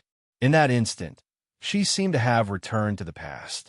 Every time the prince in the suit saw her, his handsome and aloof face would look as though he wanted to educate her. He would call her by her full name. Little Jio. The name made Jio break into a sudden smile. She looked at Chin and Mo with a hint of playfulness. Brother Mo, call me that again. Chin and Mo looked at her. After a long time, he stretched out his hand and flicked her forehead. Little gangster Bo, when you say this, shouldn't you let go of my waist first? Are you having fun taking advantage of me? It's all right. Jio didn't let go. You kissed me just now. What's wrong with me hugging you? Honestly, Brother and Mo, you can't have such double standards. Chin and Mo arched a brow. Do you think you can do whatever you want because you kidnapped me? Sugar daddy. Jio let go. She thought that he was right. She couldn't go overboard. Even if she wanted to go overboard, she would have to wait until she got the medicine. Chin and Mo walked to the study table. Let's talk about the case first. Sure.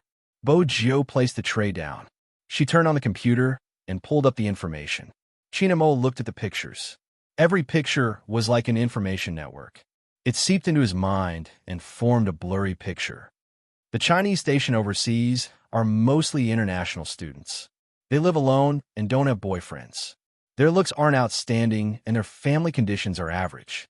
Check the online preview records before they died. Chin Mo's voice was calm, but he went straight to the point. Since they don't have a wide circle of friends, the way to target them should be on the internet. I think so too. Jio shook the USB in her hand. That's why I checked before coming. The preview records are safe, but there's something I don't understand. Chin and Mo glanced in her direction. What is it? These numbers. Jio opened the chat tool of one of the victims. A string of Arabic numbers appeared on the chat box. The victim's reply was also numbers. There were only one or two sentences, and that was it. But the whole thing was written in such a way. Bojo instinctively felt that it was strange. Moreover, all the victim's chat records contain this content. Bojo tapped the spacebar and switched to another page. It's the same for this. For example, this string of numbers, 8464, 7486, 64, 54, 94, 2264, 96. What does it mean? Sherlock Holmes code? No. Cheen Mo's gaze deepened. It doesn't seem like it. This is indeed a communication method they got from somewhere. If they use this method to communicate, the other party will respond. But this isn't Sherlock Holmes code. Bojo arched a brow. Are you so sure? Cheen Mo spoke slowly. Do you think everyone knows how to read Sherlock Holmes code? Even if they want to kill someone, they have to make it easy for them to enter. That's what the murderer is thinking. Bojo supported the side of her face with her left hand. She looked lazy, like the young master of a wealthy family, deep in thought. If it wasn't Sherlock Holmes code, what could it be? Simple? Like 1314 or something. This came to mind. Bojo was suddenly reminded of the Almighty's passwords. She glanced over at Cheen Mo, who was still staring at the numbers on the screen. She didn't think that the Almighty would still sit beside her after knowing her identity. This was probably thanks to her cleverness in kidnapping the Almighty. Cool.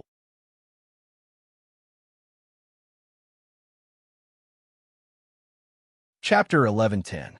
Bojo was good at self-affirmation. She glanced at the handsome face in front of her, thinking about when to drug him.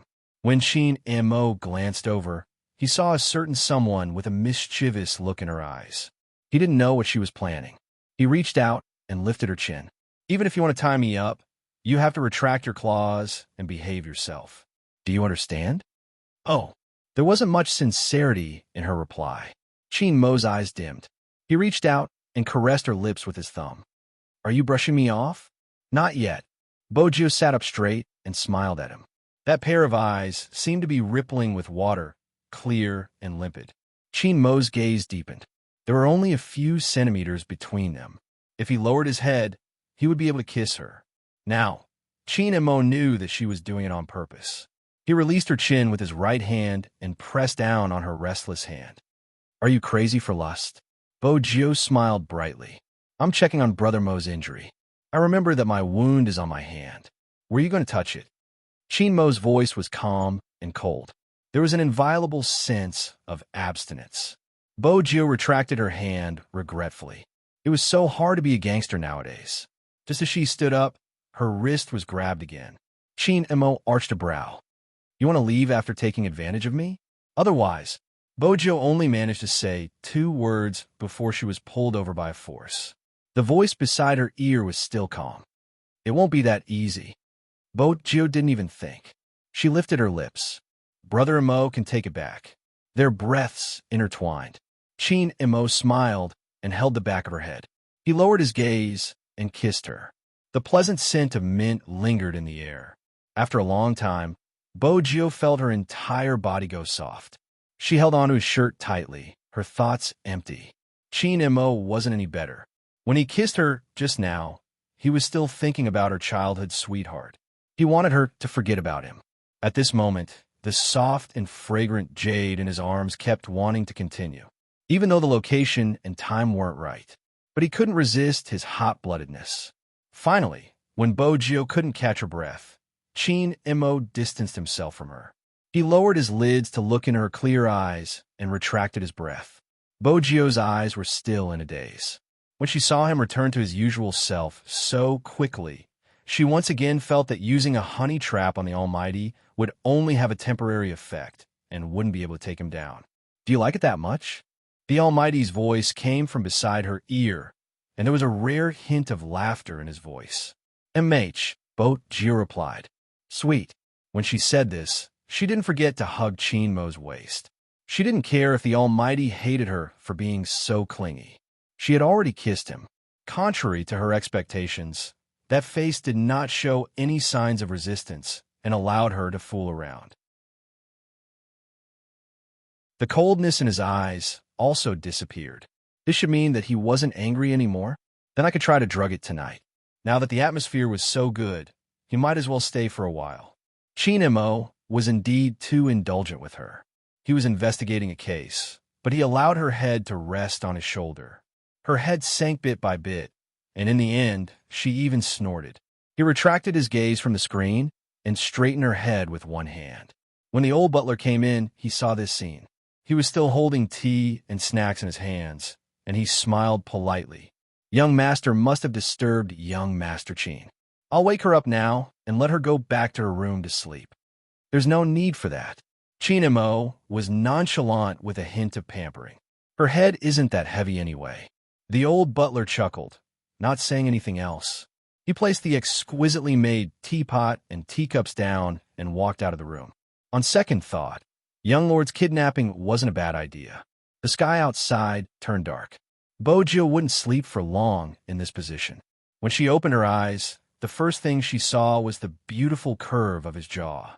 It reminded her of when she had been young. Back then, when they had attended the ball at night. He had been younger than her, but somehow he had the strength to carry her and leave early every time. Grandpa had even joked that his grandson had disregarded etiquette for her. Her heart would always soften at the thought of this. At this moment, Chinemo lowered his gaze. You're awake? Sugar Daddy. Brother Imo, the way you address me. Bojo wasn't used to it. Chinmo's tone was calm. Why? Isn't this how you call yourself? That's true, but the tone isn't right. I don't feel anything. Bojo placed her chin on the back of his uninjured hand, looking a little rascal.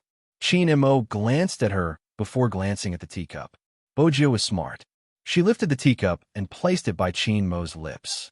She had to be proactive when it came to feeding him. I'm asking you to drink it yourself. Aren't you thirsty after sleeping for so long? Chinemo couldn't help kissing her. Why are you so dumb? Bojo paused. She was obedient at this moment. She drank the tea and decided to take advantage of the good atmosphere to get the medicine. Where are you going? Chinemo glanced up. Bojo started acting again. There aren't many clothes for Brother Imo to wear in the castle. I'm going out to buy some for you. It's best if it's more suitable for home use, so it's easier to take off. Easier to take off. Chinemo repeated these 5 words slowly. He seemed to be hinting at something. What do you want to do? Bojo was already feeling guilty. With his question, she felt even more guilty. Fortunately, she had strong mental fortitude. I don't want to do anything. It's just convenient when you shower. Is that so? Chinmo's gaze was faint. You want to buy clothes in the middle of the night? Bojo smiled. The Fifth Avenue is bustling at this time. With that, Bojo went down the stairs. Chinemo glanced at the photo she had been holding while she had been sleeping. He frowned. Out of sight, out of mind. He turned on the receiver, and a voice came through.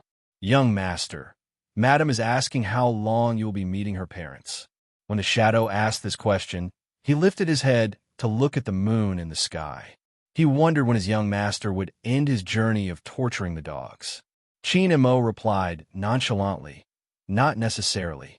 I feel good now. What feeling? The shadow didn't understand. Chinemo tapped on another photo and said slowly, the feeling of being chased. Shadow, I want to hang up. Protect my mother. I don't need you for now. With that, Chinemo turned off the receiver. He listened to the sound of the car outside. His gaze deepened. Bojo was sitting in the car. Her fingers were on the steering wheel. Her tone was devilish. Come, little Blackie. Let's have a heart-to-heart talk. Master, are you asking me which medicine is good? I've already found out. There's a shop not far from us. It is said that it can raise a person's body temperature. You could give it a try. Bojo said as she drove. I'm not talking about the medicine. Brother Imo might drive you in the next 2 days. When he tells you the password, you can let him drive away. Master, you don't have to use such methods to test me. Even if your little vixen is handsome, I won't be swayed. Bojo paused when she heard the intelligent reply from the navigation system. Are my words that untrustworthy? Untrustworthy. It is all a test.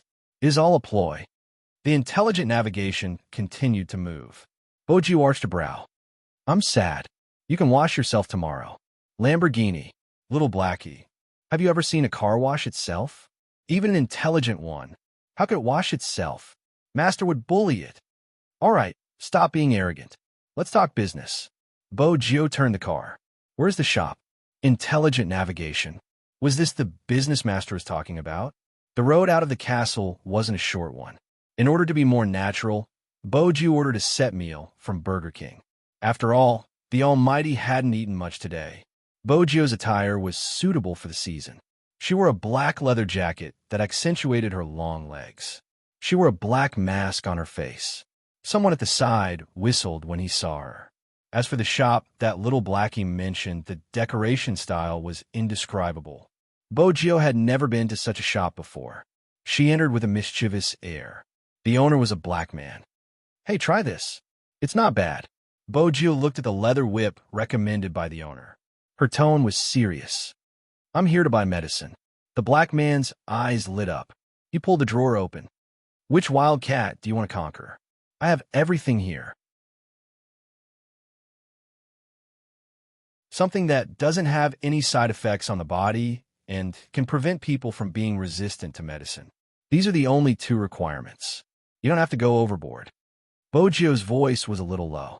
The owner could tell. He chuckled. You Asians are shy in this aspect. Take it. I guarantee it will meet your needs. Gio thanked him after taking the medicine. Then, she seemed to have thought of something. She lowered her body. I heard that the area isn't peaceful recently. I'm staying next door. I just moved in. I heard someone died recently. Will there be any problems? Officer, it's boring if you do that. The manager shook his finger, his expression a little bored. Gio arched a brow. Officer? Brother, you seem to have misunderstood. What am I misunderstanding? Do you see the police car parked outside? Aren't you guys here every day because someone died here? The owner packed his things. He looked as though he was trying to say, don't treat me like a fool. Gio chose this shop because of these reasons. Even though she was exposed, she didn't panic. Brother, I'm here to buy medicine. I'm also worried about my safety. After all, I'm Chinese. The shopkeeper believed him. He turned around and asked, You're really not a police officer? How do I look like one? Gio sighed. She looked like a youngster who had her first awakening of love. I like someone very much. I feel like there's something missing between the two of us. That's why I'm here to buy some medicine. It'll add some atmosphere. The shopkeeper was good at such things. He chatted with Gio for a long time. For example, what kind of girls in America liked. He scanned Gio from head to toe. Orientals like you are quite popular now. They like to call you little cuties. But it depends on the girl you like. What type is she? Domineering, cold, and a little tsundere. Gio was melancholic. She gets angry easily. Her eyes can freeze people. The owner frowned. That's a queen? That's right, a queen. Gio glanced at the police car outside. She seemed worried. At this moment, the owner believed her. He was probably worried about his safety. When Gio took out the money, he reminded her, Don't go home too late. The moment Gio heard this, she knew what the manager had seen. Hence, she tried to ask. The owner smirked. Don't worry. You haven't snatched anyone's boyfriend. Snatch my boyfriend? What do you mean? Gio instinctively knew the main point. The store manager looked around and said, I don't know about the others, but two of them like the same man. The man brought them here to buy something. One of the girls even received a warning call from the other girl. I didn't expect the two girls to be gone just like that. Like the same man? Gio lowered her eyes. A glint flashed across her eyes. She tried to organize her thoughts. But other than investigating the man, she didn't have a better idea. It seemed like there were some problems that required the Almighty's analysis. The police would get the news in less than a day. It would be hard for her to interrogate him if he was taken away. From her current perspective, the man was the biggest suspect. But if that was the case, it would be too simple. How could she explain the string of numbers in the chat records? Gio retracted her gaze. She seemed to have thought of something. She pulled out a picture. There's something else. This is the picture. Do American girls like to play like this? She sent it to me, but I don't understand it. She keeps sending numbers. I don't want her to think that I'm old-fashioned, so I wanted to ask someone. The manager looked at the photo and was also very confused. Boy, what is this? Is this a new hobby of you international students? I really don't know about this. You can go and ask your classmates. Maybe they will tell you since you are pitiful. That's all I can do. Bojio walked out of the shop with a regretful expression. She opened the car door and sat in the car. She watched as the two plainclothes policemen entered. She didn't leave much information. That was all she had. If she asked again, the owner would be on guard. She decided to stop. At the very least, she had to make sure that she heard the truth. Bojio supported her chin with one hand, deep in thought. The luxurious car paired with the trendy jacket made her look like the dark male lead in the music video, Cold and Cool. On the streets, the American girl whistled at Bojio when she drove past. Hey, are you interested in playing?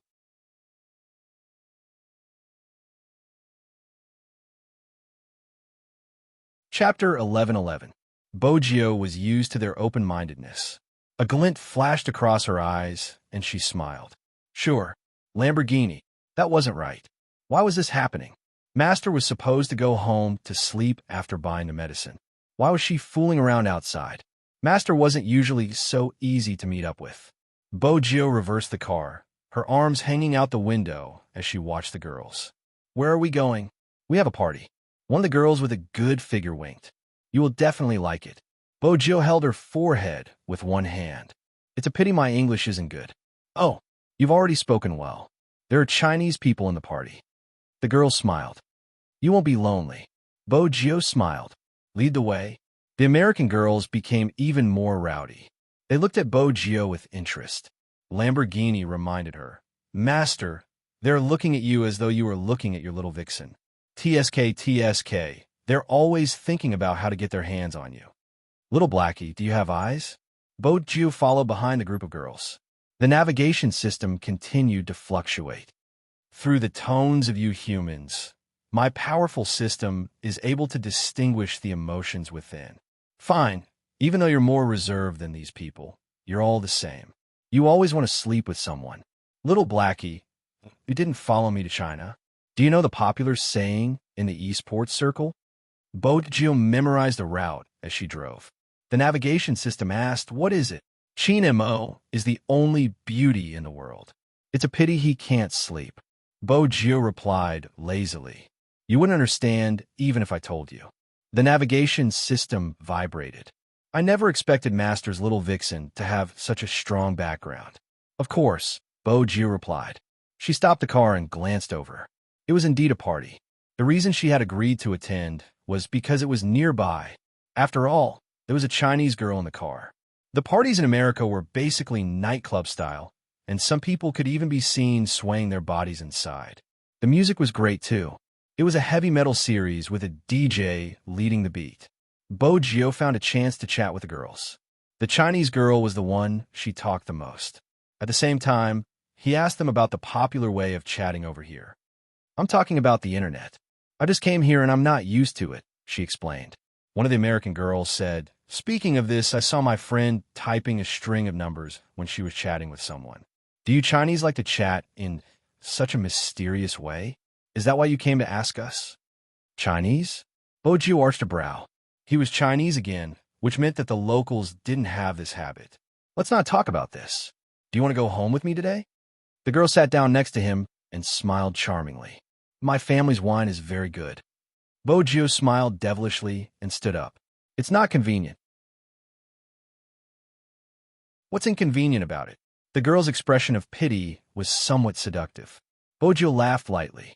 I'm afraid that if I leave with you, that person at home will be jealous. I can't deal with that person's jealousy. The American girl hooked her fingers around the black leather jacket. Just one night, he wouldn't be able to find out. It's up to you whether you are loyal or not. Bojio blocked her hand and smiled. I'm going by. The American girls watched the youngster smile and followed her out, wanting to keep her. When they saw her leaving in a hurry, they grumbled, Mei Lin, you scared him. Come on, he doesn't look like he's scared at all. Moreover, look at where he just came from. Oh my God, I'm so envious of the girl who can spend the night with him. At this moment, Bojio was already in the car. She held onto the steering wheel and did a beautiful drift. As an intelligent luxury car, little Blackie's navigation system vibrated when it heard the conversation. It's a pity that they don't know that the person spending the night with Master isn't a girl, but a man.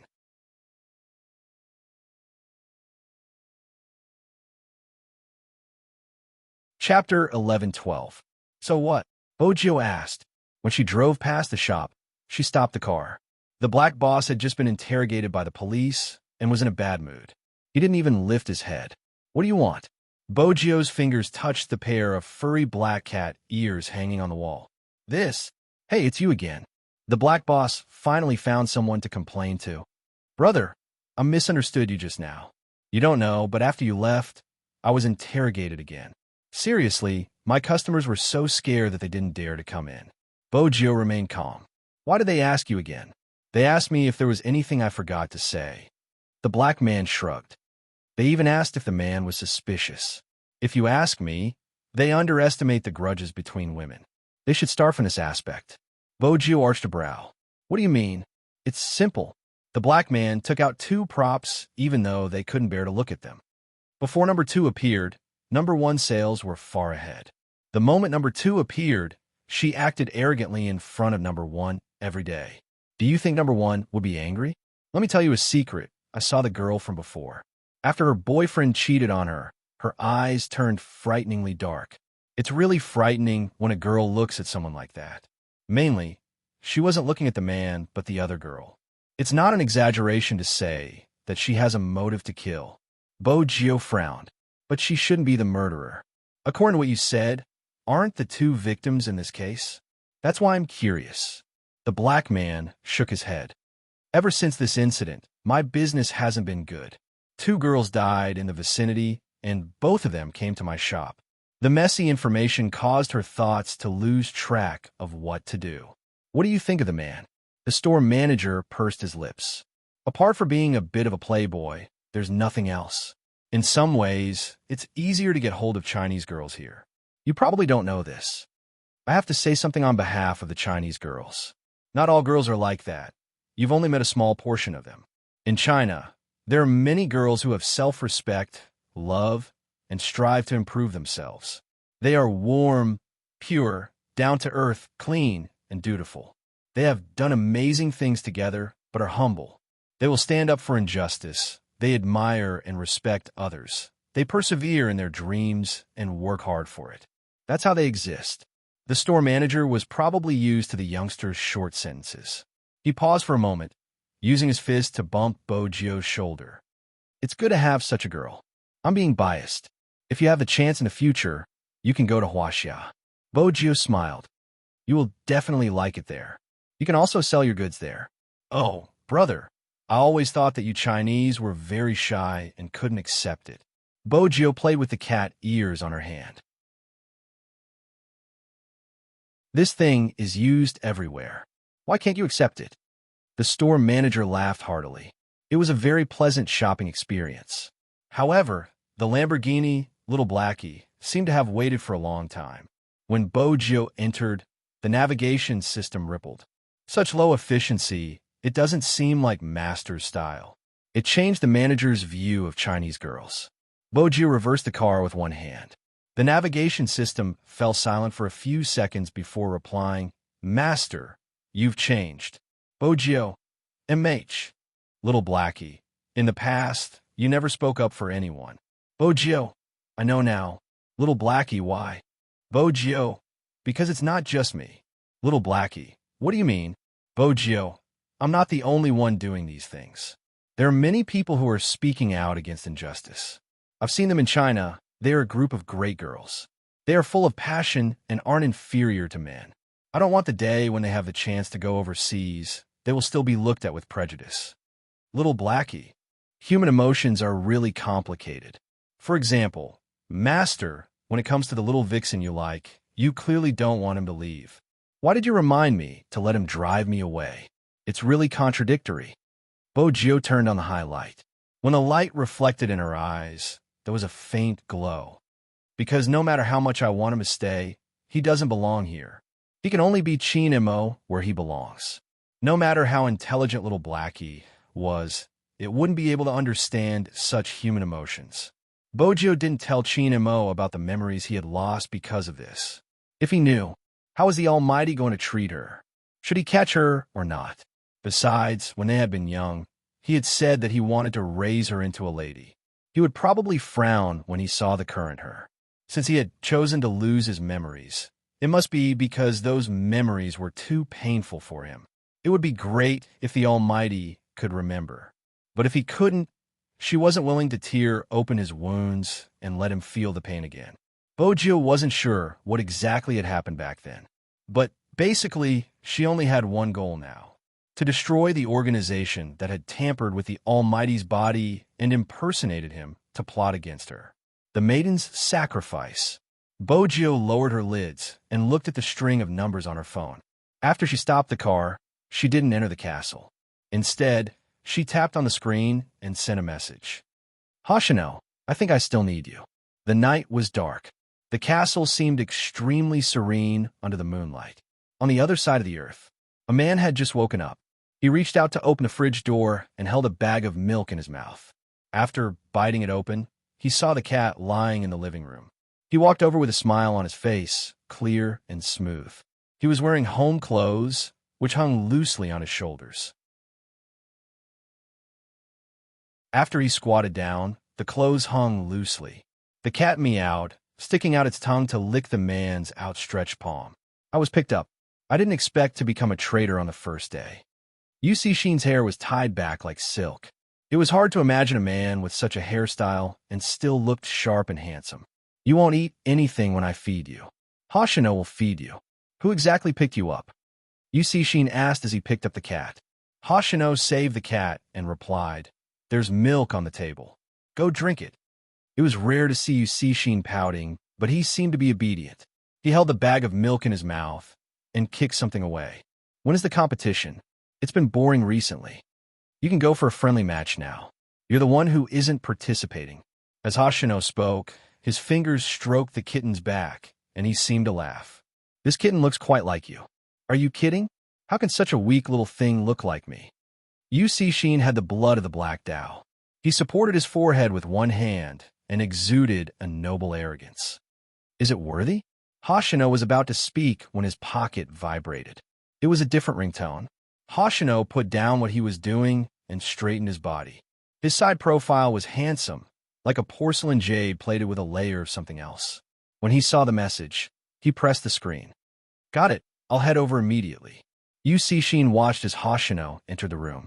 When he came out, there was a black leather suitcase in his hands. Where are you going? UC Sheen's brows gradually furrowed. Hoshino didn't have anything to hide from him. America. What about the competition? UC Sheen's voice lowered.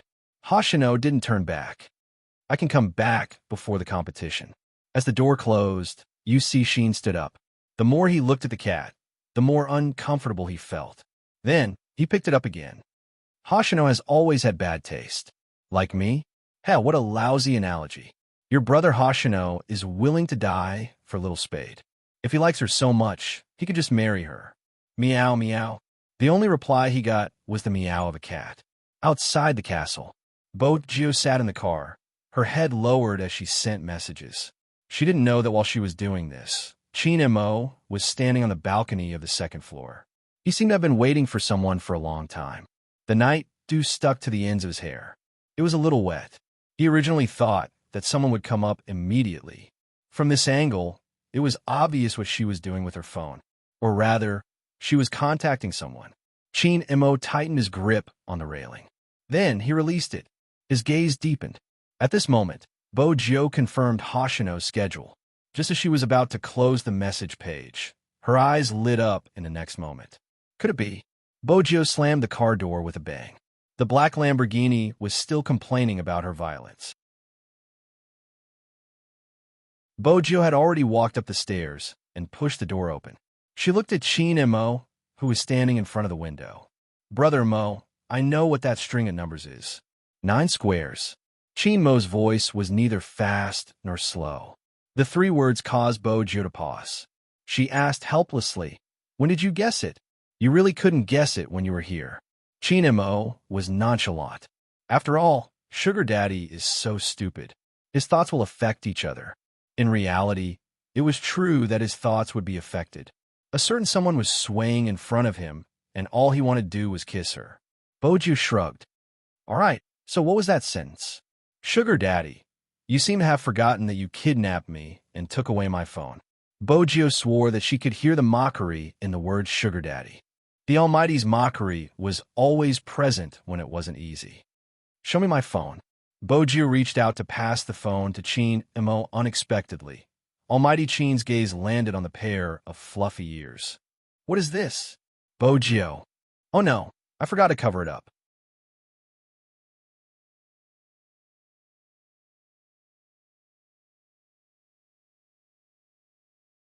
Chapter 11:13. Emrich, I bought it for fun. Bojo sounded guilty, but she didn't show it on her face. Her eyes were filled with smiles. Brother Imo, the password is important. Chin Imo smirked, his lips lifting. He didn't say much, meaning to let her off the hook for the time being. He reached out to take the phone, his fingers pausing when he reached for the WeChat. In the end, he didn't tap on anything. Instead, he opened his profile picture, pulled out the 9-grid pinion, and pressed the numbers. 8464.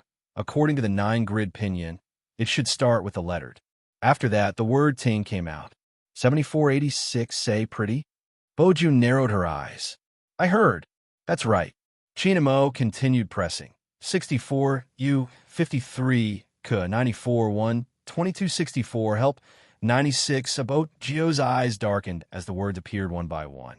I heard you can help me kill someone? MH, Chin Imo replied faintly. Bojo frowned. That's weird. This is from a victim. Why is she the one who died? Find all their chat records. Chin Mo's gaze deepened. That's the only way to find out the reason. Bojo turned on the computer and pulled out the photo. This is the person's reply. Bojo pointed to the blank profile picture. Chin Imo was at the side, typing on his phone. Sure, what's the name? Bojo instinctively knew that the next reply would be the main point. Who exactly did the victim want him to kill? The phone rang again. Chin Hong. Chin Imo frowned when he saw the two words. The other victim? Bojo's gaze was different from Chin Mo's. Brother Imo, did Chun Hong die before she Imo her? That's according to the report. Chin Imo was deep in thought. Bojo replied, I received news today that Chun Hong stole Shi Imo Er's boyfriend and they had a conflict before. There is indeed a motive for murder, but this is obviously a series of murders. The two of them aren't related to the other victims, and Shi Imo was killed not long after. Bojo replied, there is no conflict between being killed and wanting to kill. Chin Imo interrupted her calmly. At this moment, he was analyzing everything from the perspective of criminal psychology. If that's the case, one of my suspicions would be resolved. Bojo turned. What is it? Every crime, there are always two murderers. Chin Imo paused for a moment. No, I should say that the murderer has an accomplice. Even though the accomplice isn't obvious, it's important. No one can commit murder for free, and there isn't any mention of money in the chat. There must be other conditions, such as helping with something.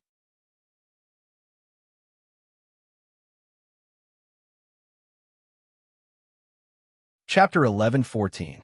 Just because she doesn't like to talk doesn't mean she wouldn't want to kill someone. Chin Mo's voice was calm. Sometimes, when the grudge accumulates to a certain extent, such thoughts would appear. But there is one thing. The murderer might not have used her as an accomplice on Chin Hong. Bojo raised a brow. The other victims. That's just my conjecture. Evidence is needed to confirm it. Chin Imo reached for the phone beside him and typed out the murderer's last words. I've sent you what you need to do in your mailbox. Open it. Mailbox. Both of you narrowed her eyes. This is... Chin Mo's voice didn't change. It might be the school's mailbox. Usually, such mailboxes aren't used. It's not surprising that the police missed it. I'll go to the school tomorrow. Bojo smiled.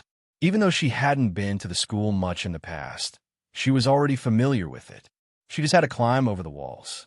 From the current clues, the murderer must have told Shi Imo of something important. Chin Imo placed his phone down and glanced up at her, his voice calm. I'm going to sleep. So early? Bojo arched a brow, her hands moving faster than her mouth. Chin Imo glanced at a certain someone who was tugging at his shirt, his handsome face tilted over, hinting for her to let go. Bo-Ju laughed, a hint of playfulness in her voice. Brother Mo, I bought Burger King and Coke. Let's play some games and sleep. I don't have a computer or a phone. Chin Mo's gaze was calm. Bo-Ju took a moment. Wait. With that, she went downstairs to the study room. She opened the drawer. There were at least a dozen phones inside. They were all different brands and models. These were her usual tools. She casually picked one up and tested it. The reaction wasn't bad. She connected to the wireless network and returned to the room. Brother Mo, you can use my phone. I'll use this. Chin Mo smirked. Aren't you afraid I'll contact someone? That's my alternate account. There's no one on it. You won't be able to contact anyone. Bo-Ju smiled, looking especially obedient. Chin Mo arched a brow at such a deceptive fox. He glanced at the game name on the phone screen, his lips twitching. Bo-Ju coughed lightly. Despite all her calculations, she had missed out on his nickname. Chin Mo is my little secretary? Chin Mo scoffed again. Bo-Ju could hear the mockery in his voice. Chin Mo's fingers slid across the screen. The things that the sugar daddy thinks about every day are no different from a dream. Bo-Ju thought to herself, I wanted to kidnap you, but I still managed to kidnap you. I can even sleep later. How is it a dream? But Bo-Ju wasn't stupid enough to say these words. She sat on the sofa lazily, her black jacket still on her body. She took a straw and inserted it into the cola. Chin Mo sat beside her. What hero? Whatever, since Brother Mo is here, I can win without doing anything. Bo-Ju chewed on a French fry, thinking that the medicine should be almost done. Chin Mo glanced sideways at him. I'm playing with one hand. How can you win without doing anything? Then I'll carry Brother Mo to win without doing anything. Bo-Ju smiled, choosing a champion she often played. The game started. Chin Mo was really operating with one hand. He typed 3 words. Training champion. His teammates' first reaction was that this game was a little risky. Fortunately, he chose Fatten, the kind that wouldn't die easily. His teammates didn't think it was a bad idea. They were all playing with alternate accounts, and their levels were all low. Bo-Ju's style of playing this game was completely different from her usual style. She kept thinking about the medicine in the cola. Her speed of killing beasts was very slow, and she only relied on normal attacks. Actually, his teammates were wrong about one thing. In this game, anyone who played in the middle lane played a very important role. The top laner would defend the tower on the top lane. As long as he could defend it for 4 minutes, he would be a good top laner. After all, he had to fight against at least 2 people alone. Sometimes, there would be an ambush in the bushes. The jungler assassin didn't support the top lane within 4 minutes. He wasn't a good jungler, but these weren't as important as the middle lane. Playing in the middle lane wasn't just about defending the defense tower. He had to look at the small map at all times to support at any time. Hence, Chin Mo's position was rather important. Even in such a small game, no one would come to the jungle. Chin Mo was already used to it. He zoomed in on the small map to look at his own jungle. When he saw that a certain someone didn't even use any skills when fighting the beasts, he arched a brow. Are you having fun with the blue beasts? Bo-Ju finished her fries and glanced back at her phone. She was about to be beaten to death by the blue beasts. An assassin being beaten to death by the blue beasts. That was a bad idea. Bo-Ju thought for a moment. She decided to take action first. If not, she would always be thinking about the cola. With that in mind, she glanced over at the Almighty who was lowering his lids and playing the game. The Almighty was probably the only one who had the time to stare at her while fighting the Fatten with one hand. It was impossible for him not to lose HP. But based on the Almighty's habit of calculating his HP and skills, if he didn't leave the tower, the opponent wouldn't be able to do anything to him. Even at his level, he liked to stay in the team. 3 of them came at once. One of the assassins was still hiding in the bushes. With a swing of his rod, the Almighty's hand flashed, and he released another skill. The 3 of them lost HP at the same time. Of course, the damage wasn't enough. Chin Mo was still standing at the bottom of the tower, his voice slow. Look at your phone. Bo-Ju. He even noticed her peeping. Bo-Ju had an ulterior motive. She fought a beast and picked up the cola. The straw touched Chin Mo's lips. Young Master Chin didn't usually drink such things, but since it was sent over by a certain someone, it wasn't the same. He took 2 sips and said, "Come over to collect the kills." "All right."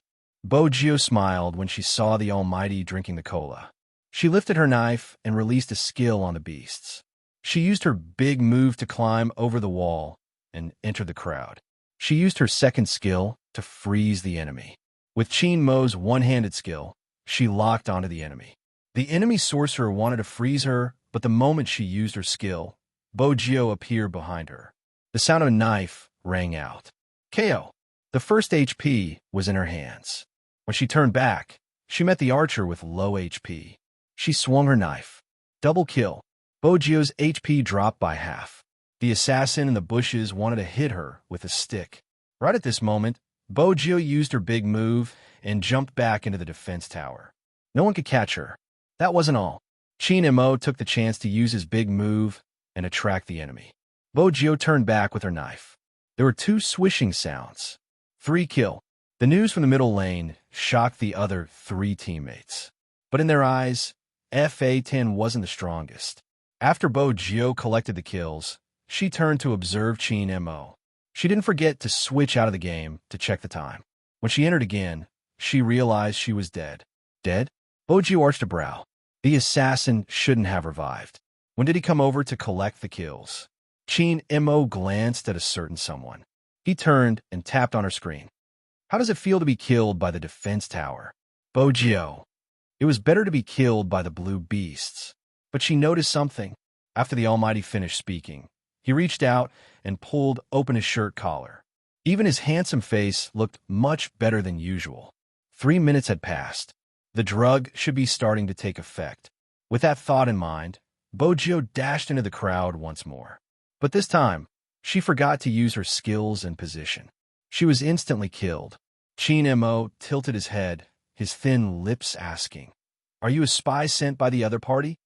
Bojio chewed on another fry, a hint of playfulness in her voice. "Brother Mo, I only died twice. Look at the bottom lane, I died 4 times. If you want to talk about who is the spy, it's me. My HP drops quickly when they attack me. Do you still want to win?" Chin Mo asked slowly. Bojio chuckled. "Yes." Chin Mo didn't reply. If he couldn't even tell her state, he couldn't be a criminal psychologist. She seemed distracted, and he couldn't tell what she was thinking. The only thing Chin Mo could think of was the person she had contacted in the car before she went upstairs. This caused his fingers to pause for a moment. Just for a moment. The opponent's sorcerer had hit him with a fireball. On top of that, he used an ultimate move. The 3 of them had surrounded him. He definitely wouldn't be able to leave. He watched as the character fell on the screen.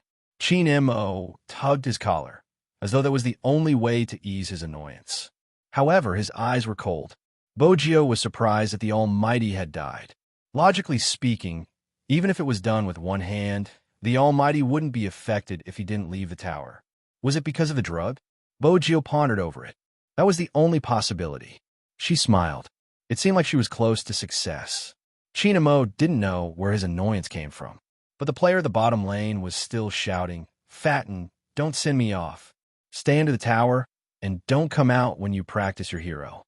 A person who had died 6 times didn't have the right to say such things. But Chin Mo wasn't paying attention to it. His heart wasn't calm, which was why his lips were dry. He placed his phone down and reached for the cola beside him. After taking a few sips, he returned to the game. Bojio sat at the side, smiling brightly. It seemed like the drug had taken effect.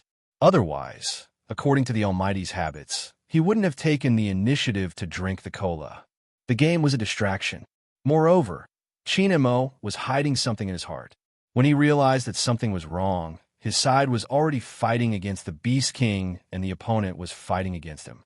He paused for a moment and furrowed his brows. He turned his gaze to the side and looked at the cola on the side.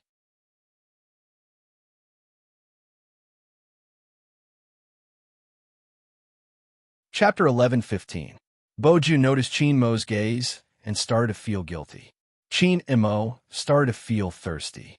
He wanted to raise his hand, but realized he didn't have enough strength. He glanced up at the youngster and placed his phone down. His voice was still calm, but there was a hint of hoarseness. "What did you put in the Coke?" Bojo shifted her gaze and looked up. She smiled and replied slyly, "It won't affect my health." "Huh." Chinamo chuckled again, his palms heating up. "You've grown up." Bojo felt a little guilty. "Brother Imo, if it's too hot, do you want to take off your clothes?" Chinamo didn't reply. He pushed her away and walked into the bathroom. He turned on the cold water, and the water splashed onto his body. His black hair fell onto his forehead. His white shirt was half open and his collarbone could be seen clearly. What's more, the wet shirt stuck to his body, accentuating his figure even more. This was the scene Bojo saw when she walked in. Chinamo had already turned off the shower. Through the mist, everything seemed hazy. Bojo felt a little regretful. It would have been better if she hadn't drugged him or asked for the antidote. When she saw the Almighty taking a cold shower, she felt that drugging him was a bad idea. Unexpectedly, the Almighty walked back to the bed, his voice coming over. "Is this how Sugar Daddy does things? He only cares about drugging him and doesn't care about the consequences. I'll make you comfortable." Bojo thought for a moment before reaching out to push him onto the floor. The room was made of wood and covered with a soft black carpet. Hence, Chinamo didn't feel any pain when he laid on the bed. But the words he was supposed to say were uttered by a certain someone. It made him want to rub his forehead. Bojo watched the Almighty's cold expression and didn't know where to start. Chinamo continued to let her press on him. He arched a brow but didn't say anything. The receiver was still by his ear. The shadow guards were about to speak. Chinamo lifted his hand and turned off the receiver signal. The shadow guards were still listening. What's going on with young master? The black-bellied Chinmo's thoughts were simple. He didn't want these people to disturb his sleep. As for Bojo, she laid down obediently under him.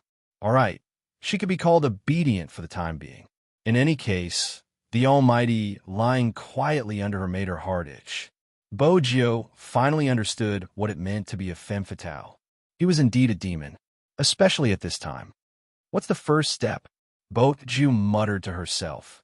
I should check the strategy first. Chinmo's body was burning. He knew the effects of the medicine. If he was really unhappy, he could take a shower. He wanted to see how far someone could go. Who knew that he didn't even know what to do first? To think that he had taught her so much. It seemed that all her intelligence was used on playing games and playing on the computer. She was really naive in other aspects. Let's kiss him first, Bojo said, her eyes sparkling. Her smile was devilish and mischievous.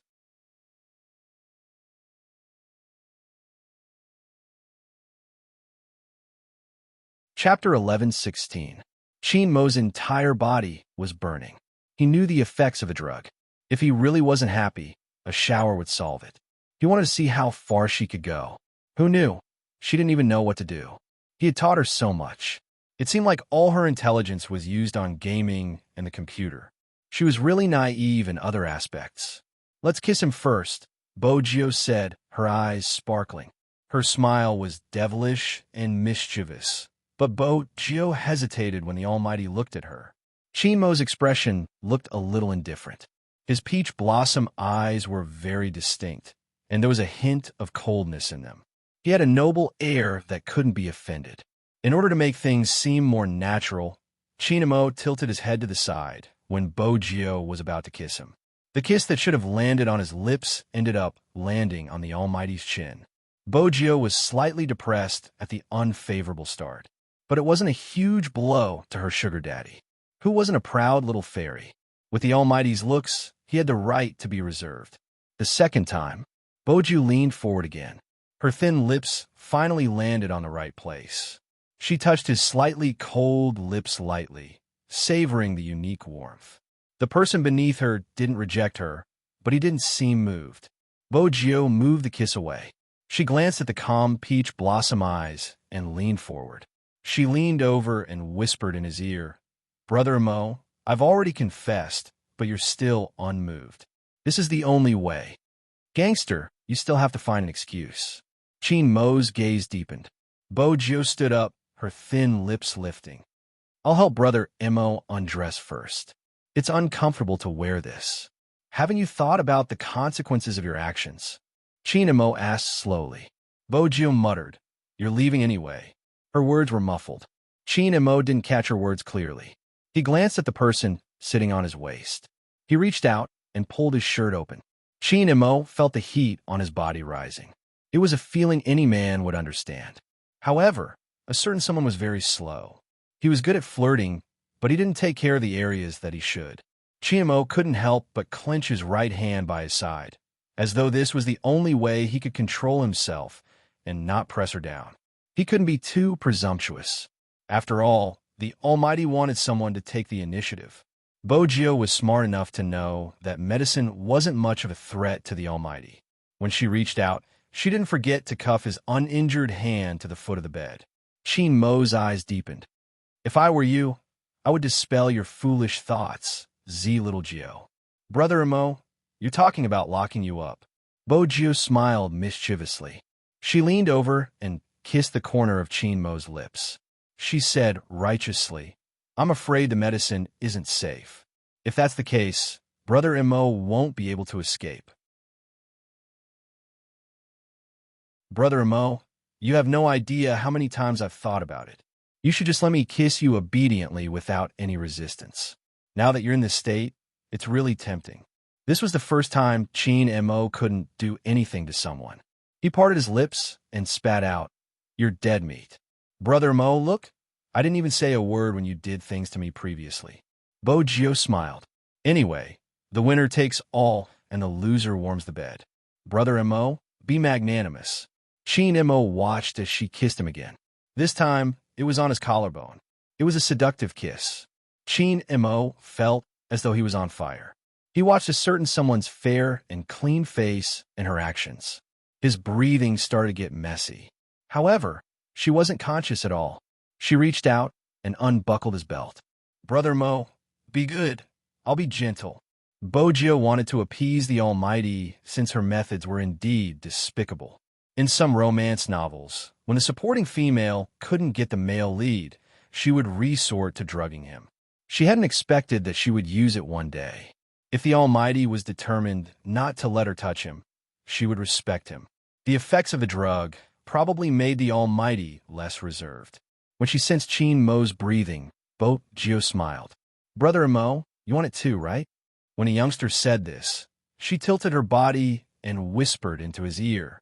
It was filled with the scent of candy, tempting him to commit a crime. Mo's throat rolled. He didn't want to wait any longer. He couldn't stand a certain someone either. With a single hand, he turned around and pulled her into his embrace. Bojio stilled, a trace of surprise flashing across her large, dark eyes. His next train of thought was interrupted by the kiss that landed on his face. It was a kiss that could suck all the air out of her and make her mind go blank. It was truly irresistible. Even her breathing was filled with his scent. It smelled so good that Bojio's hand softened. When he felt that it was about time, he left her lips, his voice unique. You drugged me for this, right? This is the real kiss. What was that just now? Just a touch. Bojio could faintly hear his hot breath landing beside her ears. His deep voice carried a hint of mockery. I've never seen someone as stupid as you. Bojio wanted to retort, but it was obvious that the Almighty wasn't going to give her the chance. The heat seemed to be contagious. Even through their clothes, the Almighty had the ability to captivate her soul. The numbness continued to spread. The temperature in the room rose. Mo's voice was hoarse. Release the handcuffs. Bojio knew he didn't like to be locked up. Hence, she released the handcuffs as though she was releasing a ferocious tiger. Mo carried her up, pressing her against the soft blanket. It was probably due to the effects of the drug. That night, Mo seemed to have completely let go. He didn't have any reservations, taking the person in his arms over and over again. The numbness never subsided. She listened to that person constantly calling her name. Bojio had to grab onto something to prevent the sound from coming out. Bojio. It was the Almighty's voice, slightly deep. Bojio. He seemed to be waiting for her response. She only responded with an N and was immediately swept into an extreme numbness. The classic European-style bed swayed her silver hair. Her snow-white skin was eye-catching, a form of visual enchantment. Chin-mo reached out and held onto the man's waist. He wanted to make sure that he was the only one in his eyes. The night sky darkened. The curtains were drawn. The moon didn't appear, but the temperature in the room didn't drop. It was just like the effects of the drug on Chin-mo's body. When the person was willing, the drug's effects would be amplified. Before Bo-jio fell asleep, she wondered if she had put too much powder in the cola. It was rare for her to have such a peaceful sleep. Hence, Bo-jio didn't know that after she closed her eyes, Chin-mo hugged her. Chin-mo hugged her. The bedsheets couldn't be used anymore, so he placed his windbreaker on the blanket. He lay on it and let her sleep in his arms. Idiot. The two words were filled with an unprecedented amount of love. His fingers brushed aside the stray hair on Bo-jio's forehead. Chin-mo moved, planting a kiss on her. This trip wasn't a loss. Given his personality, he wouldn't have been so proactive. In reality, the drug still lingered in Chin-mo's body. It was obvious that someone was too tired. When the sun was about to rise, Bo-jio was half asleep when she heard a low chuckle. "Do you still want more?" He didn't wait for her reply. The man began to move again. His movements were extremely gentle, so gentle that she felt as though she was the one being drugged. The next day, in order to prevent Grandfather Butler from knocking on the door, before entering the room, Bo-jio had sent Grandfather Butler a message, asking him to come later. That night, both of them slept very soundly. Since Chin-mo was really drugged, he woke up later than Bo-jio. When Bo-jio opened her eyes, she felt a little guilty. When she saw the handsome face in front of her, she smiled. This person was hers again. There was nothing that couldn't be solved with a good night's sleep. If there was, she would sleep with him twice. From her perspective, the drugging last night had been a success. The only thing that wasn't successful was her soft-heartedness. She had unlocked the Almighty and lost her dominant position. But that didn't matter, as long as her goal was achieved. Bo-jio reached her hand out, wanting to push the Almighty's black hair away. But the next second, her fingers paused. Even if it was small, she had always worked with computers. Hence, she knew what it was. It was a small listening device. It was small enough to be placed beside his ear and hidden in his black hair. It was waterproof. These things usually came from the military. Bo-jio wasn't stupid. Such a small thing was enough for her to understand what was going on. Why did the kidnapping become so easy? It was because from the beginning to the end, everything had been within this person's calculations. Grandfather Butler had already reminded her to be more reserved as a girl. But she hadn't listened. She had forgotten that in his eyes, other than being herself, she had another identity. Z. It wasn't because her plan was flawless. Compared to him, she was just playing with an axe. Such a receiver would have an automatic positioning function. Ever since he had come to the castle, he had been searching for information about her. Bo-jio wasn't stupid. She knew it, but she hadn't expected that he would only know what he was doing. She didn't know that when he was doing it, he had already told others about his location. Bo-jio knew that sooner or later he would leave. But at this moment, the moment she found the receiver, it was as though a basin of water had been poured over her. Her entire body felt cold.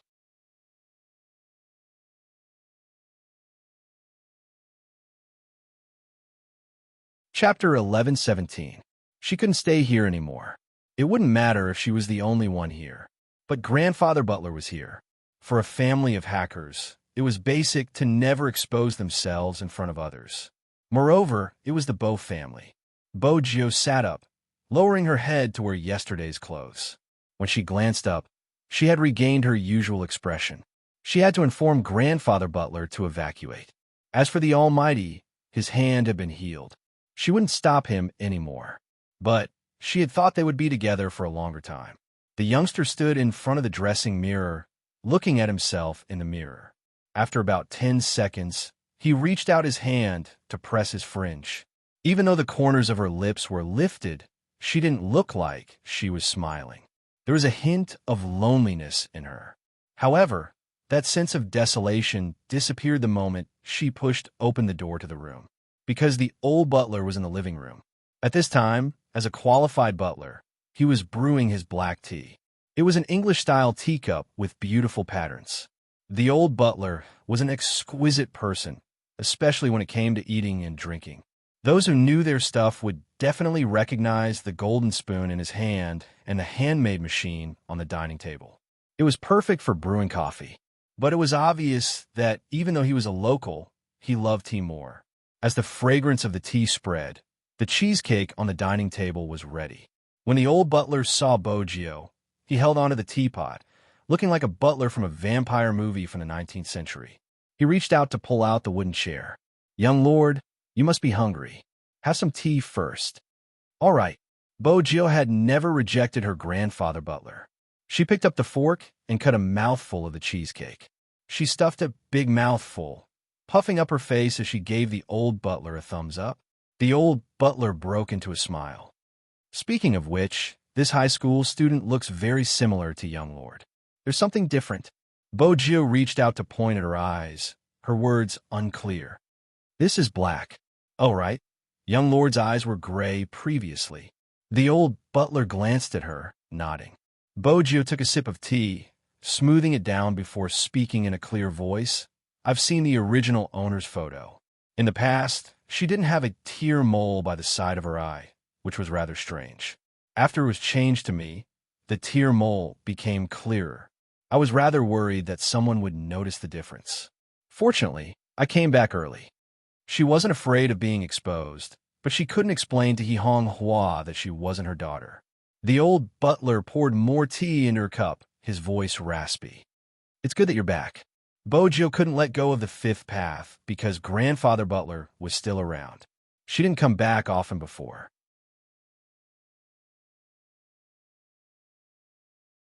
This was the longest time she had spent in the main family. There are a lot of people's information gathered here. There could not be the slightest mistake. There was a case recently. Boggio didn't push the blame onto Chin Mo. Instead, she started talking about the maiden's sacrifice. It was caused by the organization back then. That year, a lot of information was leaked. This time, we can't repeat the same mistake. We have to pack up the things here, and grandfather butler has to move to a safer place. Hearing this, the old butler frowned. There's no place safer than the main house, is there? This time, it's different. Boggio placed the teacup down. This time, they're using the human heart. We can't predict the human heart. I'm worried that someone will leak the information. At the same time, in an apartment on the Fifth Path, in an apartment on Fifth Avenue, the girl sat in front of the computer. Her fingers tapped on the keyboard, and her eyes were filled with venom. "Don't be so stubborn. As long as you tell me where Z is, your daughter will be fine. Of course, you can tell Z that I slept with you, but your daughter will kill me. Hee hee. Have you thought about the consequences of your actions?" The person on the other end of the computer didn't give up. The girl smiled. "What consequences can there be? Your daughter is still on my side. You people don't understand them. Let them play. Don't care if there's any meaning in their actions. You just have to care. Get her to study properly. What's so strange about your daughter becoming mine? I won't tell you where Z is." The fat man gritted his teeth. The girl's eyes dimmed. "Then wait and see your daughter kill someone." The fat man was also a hacker. But just like what the girl said, he didn't understand what young people were thinking. He really didn't understand. He also didn't understand why his daughter looked like a person he didn't recognize. The fat man still had his daughter's online preview on his computer. Her comments scared him as a father. She liked other people's things and treated them as her own. After being exposed, she didn't feel that she was wrong. She only felt that other people weren't generous enough. That was the beginning. The further it went, the more frightening it became. She felt that people who defended their rights were creating hype. She wanted to become popular for money, but she never thought that other people lost their lives just for justice. And what she was doing was killing it. Later on, she opened an account and went online to slander people, just because the person she liked didn't speak according to her thoughts. She turned the truth upside down and spoke without thinking. The fat man felt a little regretful. He regretted all these years. He just wanted his daughter to live a better life. He never thought that one day she would become like this. Another message came through QQ. It was a picture. In the picture, his daughter was in an online environment, talking with fervor and assurance. I just need her to do one thing for me to complete the entire murder process. I have to say that your daughter is really a good helper. This time, our target is the mother of the defender. The fat man's eyes narrowed. His hands on the keyboard tightened. Subconsciously, he wanted to contact the person. I advise you not to move. All your networks are under my surveillance. To be honest, it isn't easy to find hackers like you. If it wasn't for your daughter, I really wouldn't have been able to find a breakthrough. When the girl said this, her eyes were still gloomy. She really couldn't break through the legendary defense network, but so what? She couldn't let anyone die. She couldn't let her daughter become the murderer. The fat man clenched his fists and released them. His eyes were filled with pain. I don't know the specifics. I only know that the family is in an old castle. It is very hidden in the forest. I have only been there once, and it was many years ago. You should also know that our young master is in charge now. Young master, huh? The girl typed. You better be telling the truth. The fat man typed a line of words. Now that things have reached such a stage, do I dare to lie to you? However, the fat man hid something. He knew the exact location. He said this to stall for time. But if he didn't say anything, the other party would definitely notice that he was lying. There are many castles in America. The girl laughed coldly. But do you think I can't find it? Oh, right, I forgot to tell you. Your daughter has already made her move. At that moment, the fat man smashed his keyboard on the floor. In the end, his eyes turned red. He typed on the keyboard. It was a string of code. It wasn't intrusion. It wasn't informing anyone. It was the self-destruction of the system. Once the system self-destructed, it meant that his identity would be removed. In other words, he was using the method of self-destruction to convey information. The girl didn't expect this. She took the information she received and informed her subordinates. Search all the castles around here. Filter out the people who might be Z within 2 days. Yes. A group of mercenaries replied to her. These people were all fugitives. They would do anything as long as they were paid. They were often active outside the borders. The girl wasn't just anyone. She was Fan Jia, who had successfully escaped previously. She had said that she would be back. But this time, she chose to take action here because the environment was more convenient for her. Z had ruined her plans time and time again. She had almost died because of it. If it hadn't been for Z, the maiden's sacrifice would have been completed. In the past, she had thought that according to her brother's plan, Z would have been eliminated. She hadn't expected her to still be alive. Other than her brother, no one else had seen Z before. She was an exception. This time, she was going to witness Z's death with her own eyes. Also, that ungrateful young man who stole her man from Huaxia. She would let him know how powerful she was. She had thought that she would receive news from the Fu father and son soon. She hadn't expected them to be so slow. But she wasn't in a hurry. Once she found Z, she would deal with her private matters. Time trickled by slowly. In the castle, just as Bo Jio was about to step out, an app on her phone rang. That noise instantly made her and the old steward stop what they were doing. It was too unusual. The last time she had heard such a sound was when the hacker world was in danger. But this time, Bo Jio looked at the flickering red dot. Her first reaction was to open her laptop. Her fingers flew across the keyboard. She entered the system she had set up and locked onto the red that had self-destructed. The red dot would disappear after a minute. Hence, within this minute, Bo Jio had to find out what had happened before the self-destruction. When she tried to retrieve the information, her fingers paused. She narrowed her eyes. There was a firewall in the intrusion records. Bo Jio moved her left hand, avoiding the path. She typed in the code and started a search for the loophole. Found it. QQ. This was a dangerous infiltration method. If she wasn't fast enough, she would be detected. But it was still the same sentence. Speed was the only thing that couldn't be defeated. It was the same for a hacker's intrusion. Her fingers were so fast that only the crackling sounds could be heard in the room. She transformed into a bat on the internet and avoided all the dangers. Then, she found the loophole and copied the data. That wasn't the main point. She had to come out before the loophole was fixed. If not, her position would be completely exposed. 6 seconds. There were 6 seconds left. Bo Jio's fingers moved faster. Her silver hair fell down. Only her handsome and clean side profile could be seen. If Fatty was here, he would definitely clench his fists nervously. The virtual network gate was closing. Swoosh! She escaped the first gate. The third gate was about to close. Once it closed, Bo-Jiu would be locked inside. At this moment, the virtual bat increased its speed. It lowered its body and rushed forward. All that was left were its black feathers. KO. That's right. She didn't just steal successfully. At that moment, Bo-Jiu left a mark at a place where the other party wouldn't be able to detect. The so-called mark was just a small code in the other party's source code. This was Z's unique technique. Very few people knew how to use it. In other words, if the other party made another move, Bo-Jiu would receive a response. When that happened, she would be able to lock onto the other party's position. However, this didn't make Bo-Jiu relax.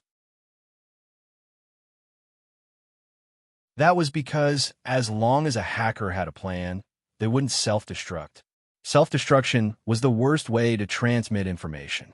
This meant that she wasn't going to receive any good news. Bo-Jiu was most worried about the other party's safety. Young lord. The old butler walked over, his expression solemn. Bo-Jiu didn't say anything. She opened the source code that she had stolen and started to restore it. It was a chat record. The chat record made Bo-Jiu's eyes darken. The old butler frowned and let out a long sigh. Young master, you're right. This battle won't be easy for us. We have to protect the other party first. When Bo-Jiu closed her eyes, she could still remember that mother. She was walking near the train station, selling cigarettes. She stood up. I'll contact Hoshino now. Upstairs, Chin and Mo stood at the corner. Even he didn't expect to hear this the moment he came out. This time he just stood there. He thought that the youngster would notice him like before, but she didn't. The youngster seemed to be focused on something else. He picked up his phone, his voice getting further and further away. There was trust in his voice that he had never heard before. Hoshino, I need you. Chinamo tightened his grip on the escalator. It was a little painful, but compared to this feeling, it was more of a dullness. It tugged at his heart. Chinmo's gaze deepened. The tightness in his chest made him stop. He told himself, something must have happened. Solving the problem was the key. Chinamo walked back to his room and stood by the window for a while. He turned on the receiver. Go and find out what happened in the hacker world recently. Yes, get Fatty to find out. I want to know the news immediately. And I'll be back tonight. The Shadow Guards. Young Master's voice didn't sound right. Were they thinking too much? That shouldn't be the case. Wasn't Young Master supposed to be happy? After all, what did Young Master Jiu do yesterday? Why was he so depressed?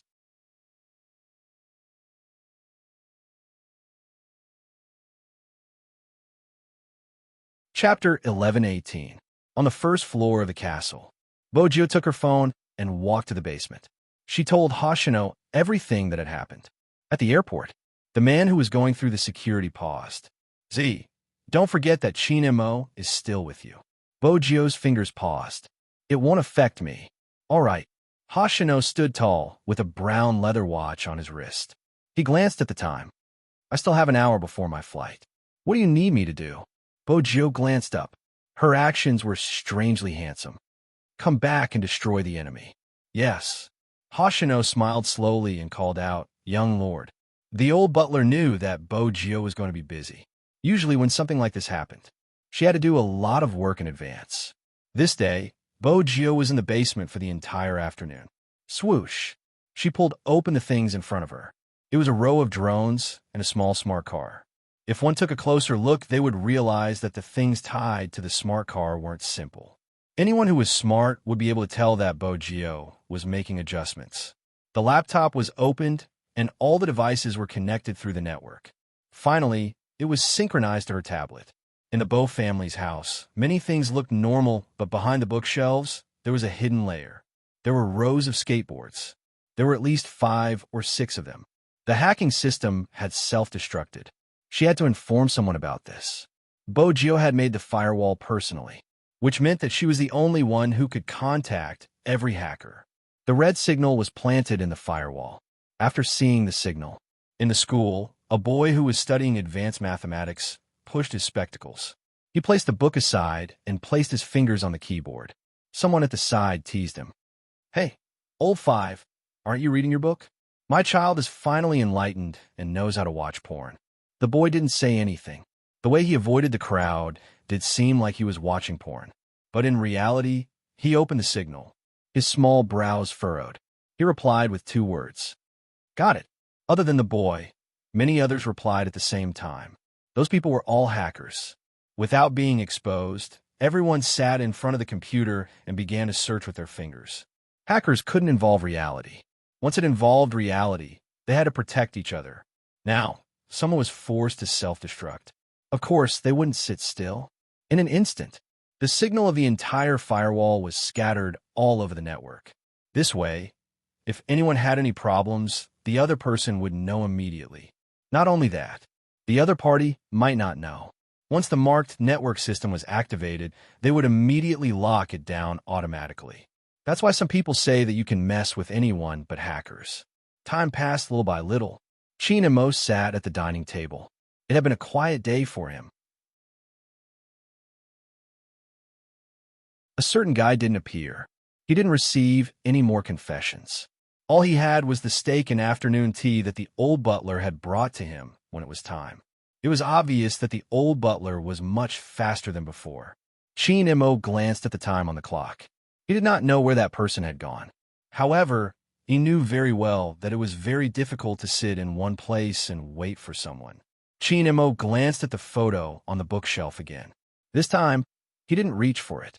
Instead, he tapped his fingers on the surface.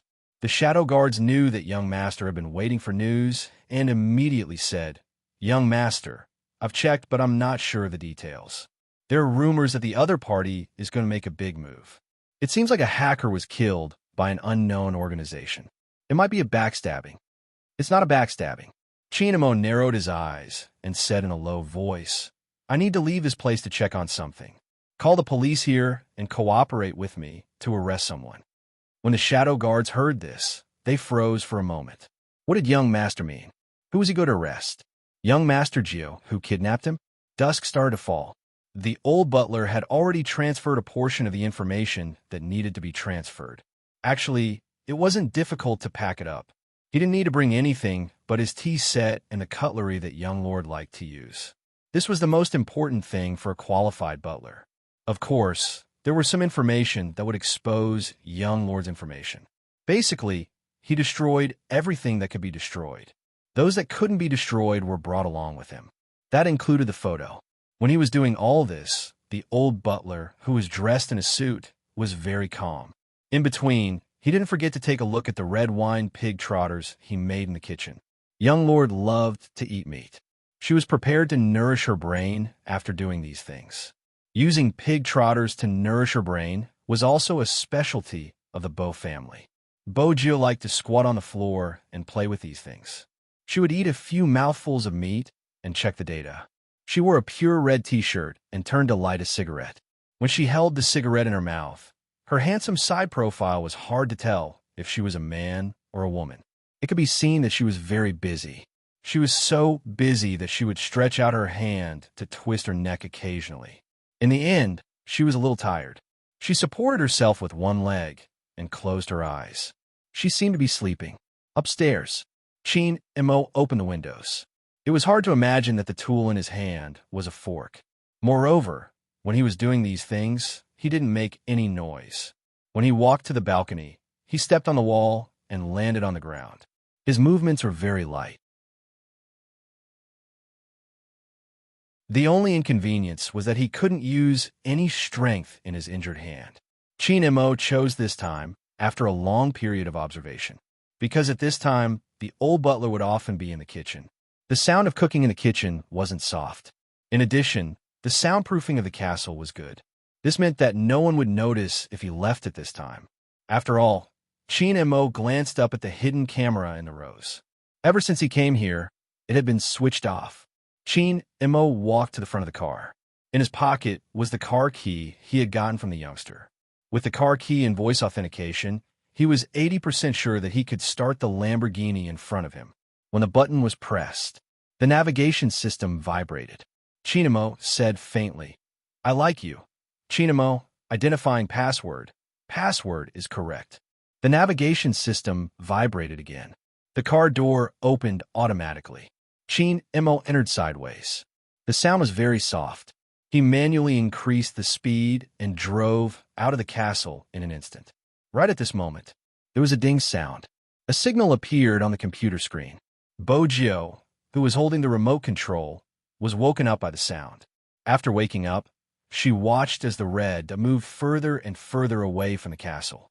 The light in her eyes dimmed. She had always known that he would find a chance to leave. Bojio knew that this place couldn't trap the Almighty. She had been prepared. But when it really happened, she would still think that it would be good if the Almighty was willing to stay by her side. It wouldn't be to investigate her, and he would just stay by her side. But on second thought, she was still too naive. After the Almighty found out about her identity, he wouldn't be like before. Creak. The door opened. The old butler walked in. He had wanted to tell Bojio about the matter, but when he saw the red dot on the computer screen, he reached for the teapot with his gloved hand and poured another cup of tea. Young lord, you know everything.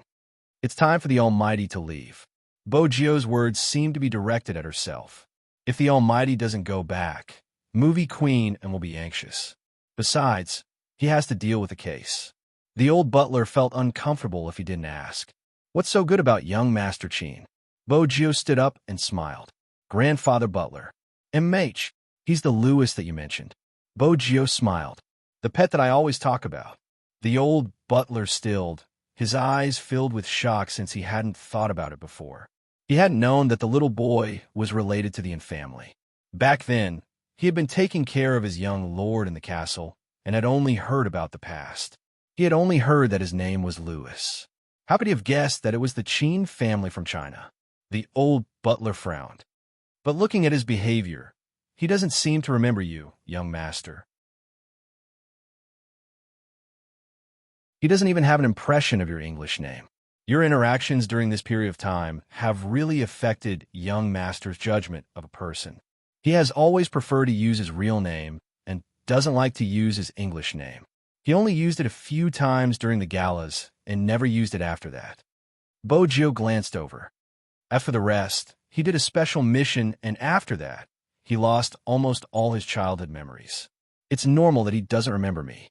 The old butler didn't say anything. He knew deep down, if it was the Lewis that his young lord had always talked about when they were young, his young lord wouldn't be able to resist.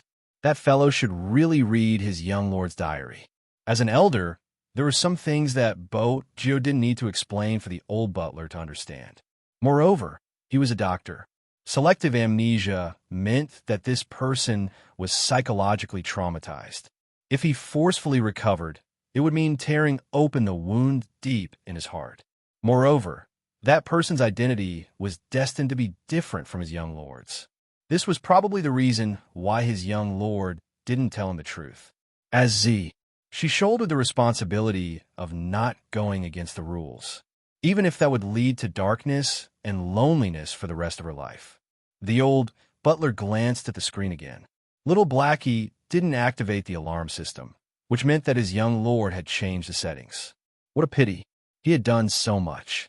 The other party might not have noticed. Just as he was thinking about this, another sound came from the other computer. Bojio placed the remote control in her hand and supported herself with one hand on the table.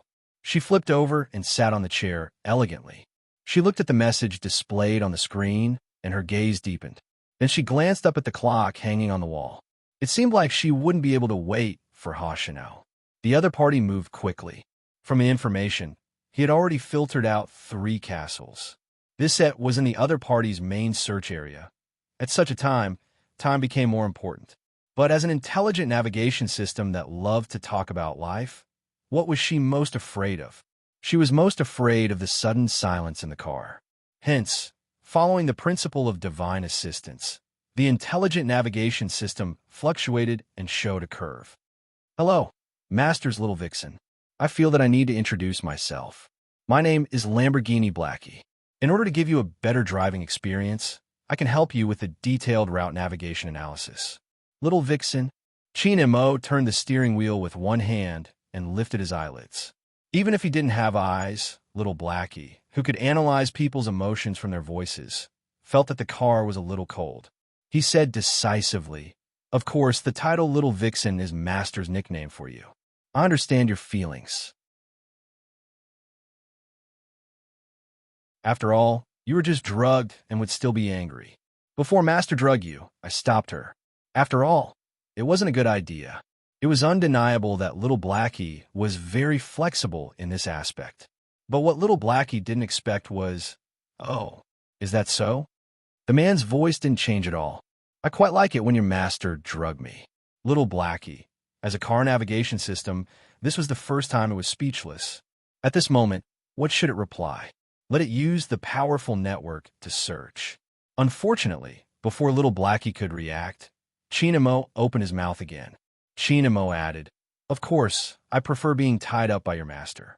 You helped me a lot in this aspect, but what you did afterwards wasn't very wise, such as stopping her for drugging me." Little Blackie. "Master, the little vixen you like is so scary. He isn't a little vixen. He is a big devil. In the future, when your master asks you any questions." Chin-Mo moved his fingers. "Don't stop her. Otherwise, I will think that you like to be washed." Little Blackie's intelligence system collapsed. How did this man know that it had been washed many times by Master? Open your recent driving record. Chin-Mo's thin lips moved slightly as he waited for the red light. At this moment, the intelligence system was strict. "Sorry, young Master Chin, you don't have the authority to view it. Is that so?" Chin-Mo laughed. Little Blackie felt an inexplicable chill in its body. However, it was as firm as the system was. "It's fine if you don't want to say." Chin-Mo's voice was calm. "I just want to know who she saw in the past 2 days. If he was a human, he might not be able to hear the emotions in his words." But Little Blackie was intelligent. It immediately received the signal and replied, "Young Master Chin, you don't have to be jealous. My master thinks about how to sleep with you every day. No one has seen it before. Sleeping with you is what she wants to do the most." Chin-Mo arched a brow. "Black Lamborghini. Go ahead." Chin-Mo asked slowly, "How does she want to sleep with me?" "She has done the strategy and is especially serious." Master also said that Chin-Mo is the only beauty in the world.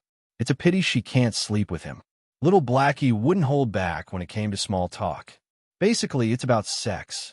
But Master said that sex isn't reliable because in the end, she will be the one being sex. Words to the readers. Be careful with the plot. 4-in-1.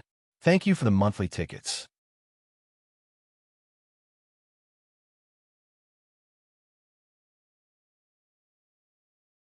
Chapter 11-19.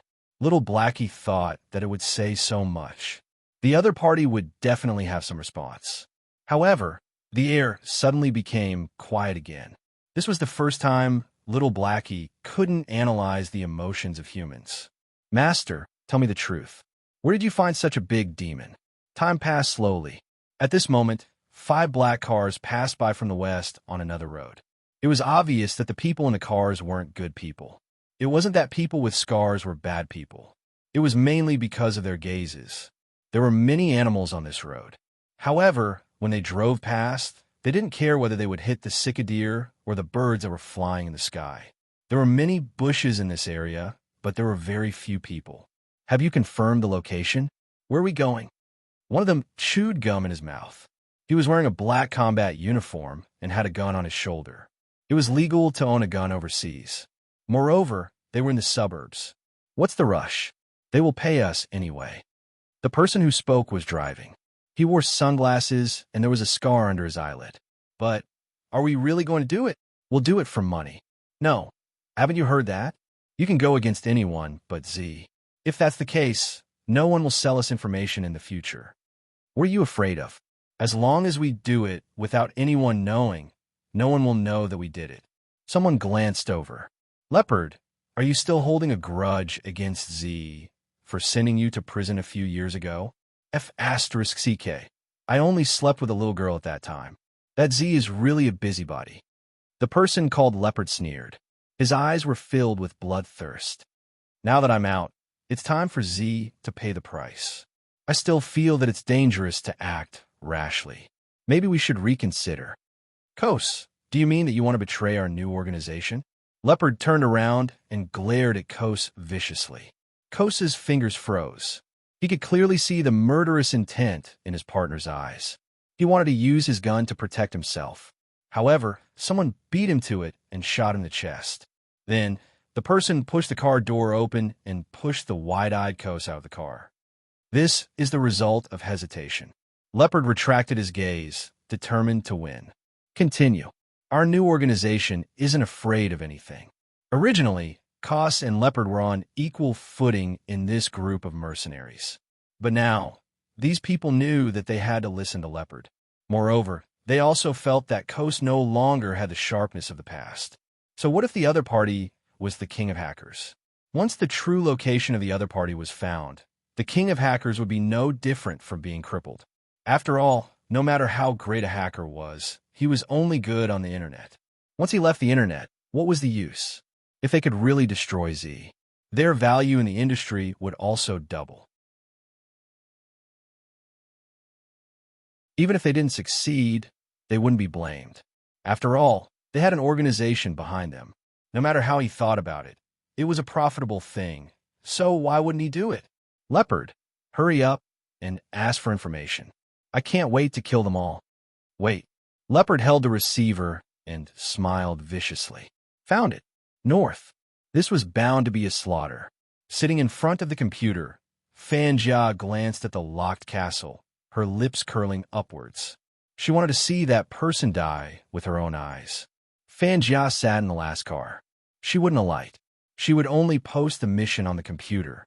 Leopard was addicted to drugs and was easy to control. After all, he used to be her brother's man. She trusted him before. Anyone who was her brother would have been hypnotized in the past. In that case, it would be much easier to use him. Fanjia glanced at the screen again. Her gaze was filled with venom. Once this person died, she would take over the entire hacker world.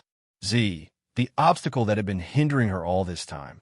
There were only two families living around the castle. The two families didn't know why. The old butler, who was rumored to be a weirdo, actually knocked on their door in the afternoon. He was still wearing a well-ironed suit, a pocket watch, and a pair of gold-rimmed glasses. He looked like an old noble deacon. He was holding a tray in his hand, and his smile was very appropriate, giving off a very elegant feeling. These are freshly baked cookies. The children should like them very much. However, if it's convenient, it's better for you to plan a trip this afternoon. The vacation can be for 3 days. Our master received news that there will be bandits coming. Bandits? The female owner inhaled deeply. She looked at him as if he was joking. What era was this? How could there be bandits? At this moment, the male owner walked over. After hearing this, he thought for a moment and said to the female owner, "Go pack your things." "Hey, Jack." The female owner still felt that it was ridiculous. Jack smiled. "This is the first time our neighbor is here. We should listen to him. Honestly, I feel that it isn't simple for them to live in that castle. Look around. What else is there apart from our farm? Pack your things. It's good for the children to go out and play." The female owner shook her head and left. The old butler was about to leave. However, his pants were tugged by a little girl. The old butler lowered his head. Whenever he met such a small child, he would mysteriously become serious. Luckily, the little girl mustered up her courage and placed a letter in his hand. "This is for little brother. Please only tell him to wait for me to grow up. I will marry him. I really like his drone." The old butler smiled. The little brother that this child was talking about was the young master. "I'm afraid your wish won't come true." "Why?" The little girl was very disappointed. At this moment, a little boy walked over and didn't speak. The old butler continued, "Because she has someone she likes. Also, she's like you, a princess." The little girl was obviously stunned. When her eyes widened, she looked really cute. However, she wasn't as cute as when the young master was young. The old butler thought to himself. He still remembered the first time he picked the young master up. The young master was wearing a set of clothes with a little tiger on it. She held a small keyboard in her hands and looked up at him. She wasn't scared by the seriousness on his face at all. She wasn't afraid of the scar on his face either. Her eyes were big and round, black and clear. "Grandfather Butler, this is my welcome gift to you. A piece of candy." That was the first time he received a gift from a child. After all, many people would be scared to tears by him. But the young master had always been alone from the beginning. For a long time, her playmate was the small keyboard in her arms. She even told him with a serious face that this keyboard was different from the others. This was the one that her pet had disassembled and pressed on for her, until the keyboard couldn't be used anymore. The young master dragged a teddy bear and watched as the garbage truck took it away. At that time, young Lord looked at him and said, "Actually, I secretly left him an address, but he didn't come looking for me. Grandpa Butler, do you think my pet is angry with me? He really likes to get angry, and I always like to provoke him. He definitely can't tell if I'm joking or if I'm serious." Now, the young master had grown up. She watched as that person walked away. One could imagine her feelings. The old butler looked at the tall figure standing in front of the window. He paused for a moment before walking over. "I've already informed him. He probably won't implicate innocent people." "That's good." Bojiu retracted her gaze. Actually, her thoughts were still wandering. When she pushed the door open, her gaze landed on the wooden chair subconsciously. It had only been 2 to 3 days, and the Almighty liked to sit there. He must have jumped from the window. He even called her a wall-climbing student. The Almighty's wall-climbing skills were probably on par with hers. Bojiu lowered her lids and looked at the traces left behind. She smiled and turned back. She reached out to wear her mask, her gaze dark and penetrating. At the same time, everyone in the black car had loaded their guns with bullets. The leader had a murderous look on his face. "Let's go, brothers." As they drove forward, there was some fog.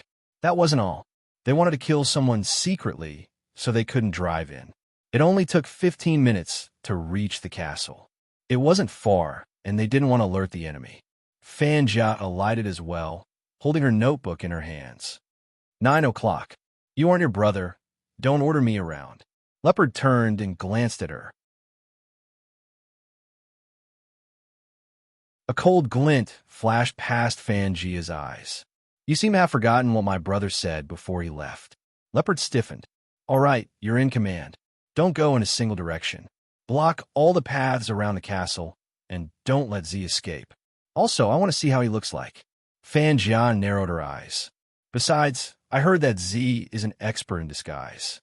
Don't let anyone you meet, even if it's an ordinary passerby, kill them all." Sure, in the eyes of this group of people, human lives were worthless. It wasn't an exaggeration to call them outlaws. Some people would be righteous even in the underworld. Righteousness meant that they wouldn't touch children. Among all the criminals in prison, people like Leopard were the ones they looked down on the most. But he blamed everything he had suffered on Bojiu. In his heart, if it wasn't for Z, those people wouldn't have found him. Moreover, he had done things cleanly. The little girl had been scared out of her wits. She couldn't even testify, as there wasn't any crucial evidence. He was about to be released without any charges. It was all Z's fault.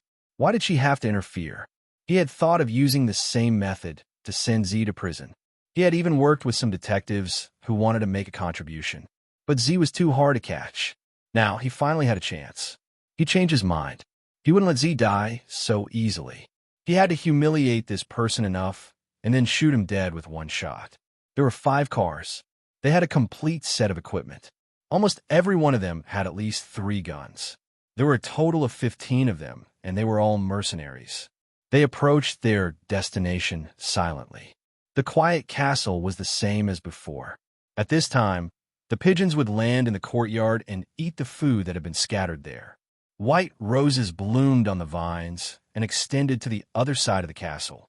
Faintly, they could hear people making pastries. They didn't seem to notice the danger around them. At this moment, Leopard had reached the courtyard. He smiled. "Come on, boys. Let's give Z a surprise." The person standing next to him threw a grenade in after hearing his words. It was a loud bang.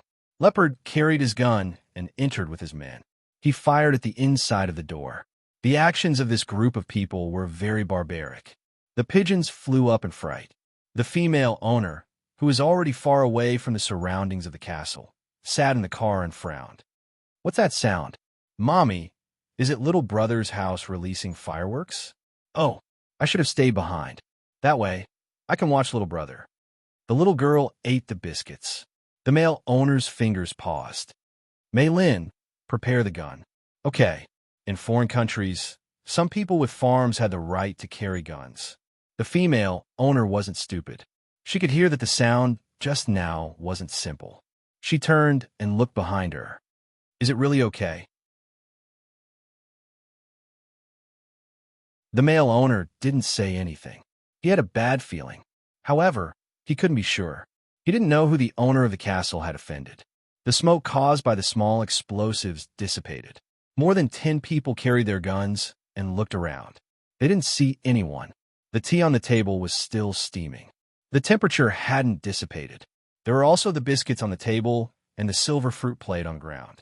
Everything showed that there was someone in the castle. At this moment, the person beside him suddenly pointed in the direction of the second floor. There's a figure there. Second floor, by the window. Trying to escape, Leopard narrowed his eyes and gestured behind him. The few of them went upstairs in an instant. The two on the left and right guarded the bedroom door.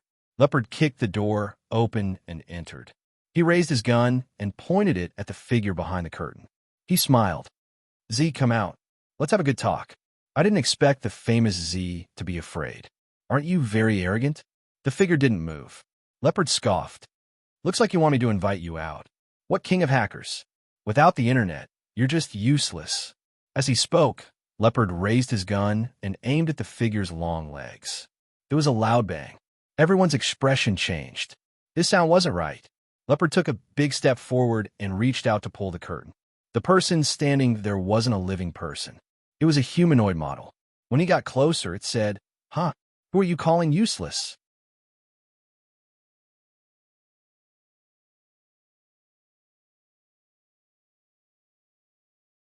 Chapter 11:20. Leopard took a big step forward and reached out to pull the curtain. He saw that the person standing there was not a living person at all, but a humanoid model. When he approached, it even said, "Who are you calling trash?" When the mercenaries saw the model, their expressions changed. They turned green and felt indescribably embarrassed. Coupled with the sound, everyone understood that they had been tricked. Leopard was the most furious. He swept the model furiously. "Where is Z?" Leopard pressed the Bluetooth earpiece beside his ear. His words were directed at Fangjia. This model must be controlled by Z using the internet. Find Z. Fangjia knew that she had to find the person. However, when she entered the internet area, she realized that she couldn't break through the firewall. She couldn't find the person. Suddenly, a red dot flashed. Fangjia immediately pressed the lock button. First floor. First floor? One of them frowned. We just came for the first floor. We didn't see anyone. He's on the first floor.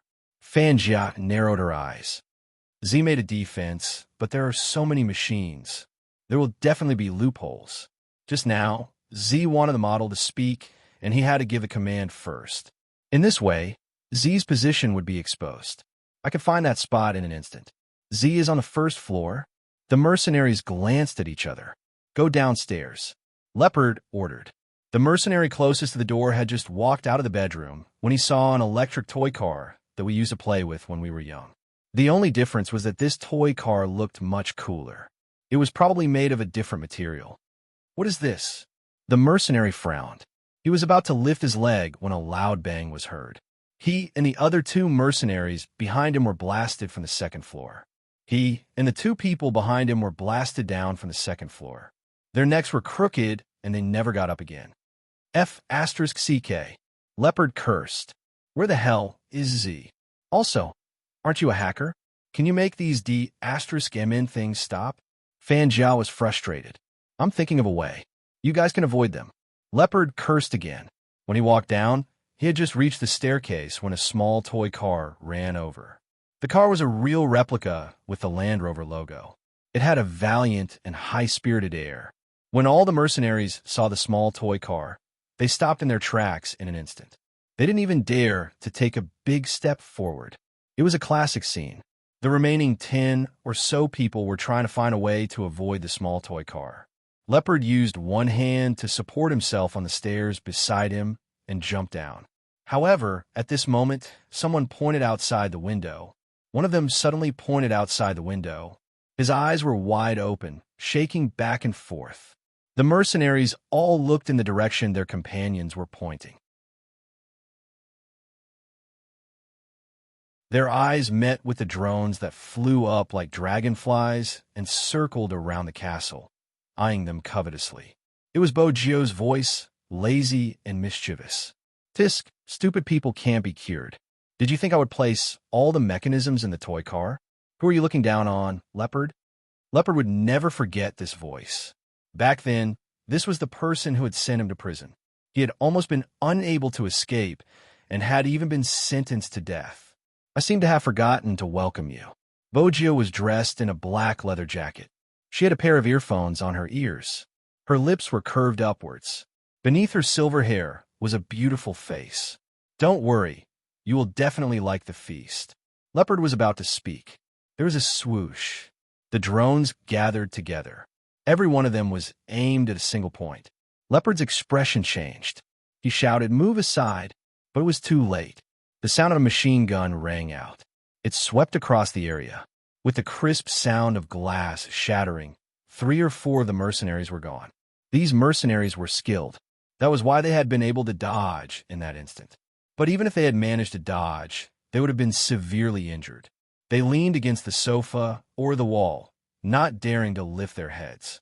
No one could go head-to-head with the drones. They had thought that they could avoid them by hiding under the sofa. But in the next second, the drones seemed to have seen them. The drones seemed to have seen where they were. They circled around the sofa and flew above their heads. Asterisk, asterisk, asterisk, asterisk, F asterisk CK. Leopard cursed. He was like a rat that was running away in a panic. Bogio's fingers flew across the keyboard. She had switched on a total of 4 computers. The image on each computer was the scene in the living room. There were even surveillance cameras around the castle. Looking at the scene, her lips curled up. "It's been a year since we last met, and some of you have become more daring. Didn't anyone tell you that us hackers won't go against anyone in the underworld? But if you want to go against us and come to my place to cause trouble, then don't even think about going back." With that, Bogio moved her fingers. The drones changed their direction again. They started sweeping towards the mercenaries who wanted to shoot the drones. Leopard broke out in a cold sweat. He leaned against the wall. Even his breathing had changed. Someone was starting to feel afraid. He said to Leopard, "Boss, why don't we go back? Z is right. We shouldn't go against the hackers." "Shut up." Leopard narrowed his eyes. "Fine, Z." At this moment, Fanjia said, "Cameras, there are cameras in the house. Shoot them down, and the drones won't be able to find your location." Leopard looked up at the rotating cameras. He raised his gun, rolled, and shot down one of the cameras. Swoosh! One of the images on Bogio's side turned white. She raised a brow. Her expression didn't change. But in the living room, shooting down the camera would indeed create a blind spot. The drones in the castle weren't that advanced. Leopard could finally stand up straight. He took the opportunity when the drones seemed to have lost their target. He raised his gun and fired. There were 2 sounds of gunshots. 2 of the drones fell to the ground. The firepower was greatly reduced.